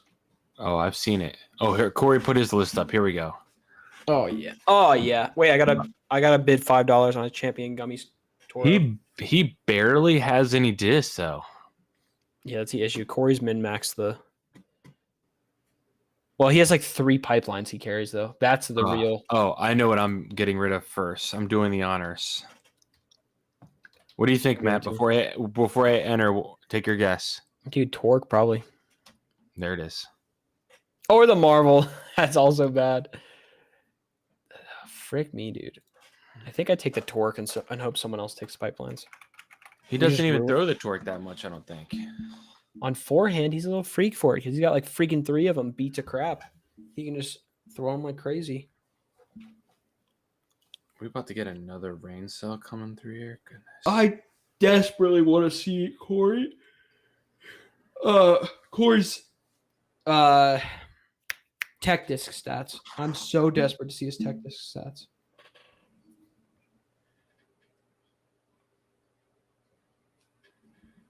Pipeline. Who got rid of it? Who done it? Mikey. As he should. Can't You let probably this- it would have been funny if he actually got rid of the sector.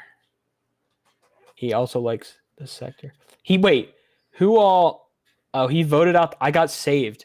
Mike was about to do the 3-peat, a 3-man pipeline ban from each person's bag.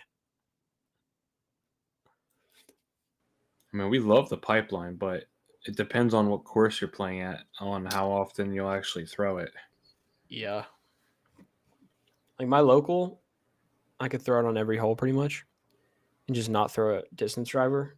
But I can just throw the soda and throw it on a lot of hyzer. Mm-hmm. Gosh dang it. Ball things.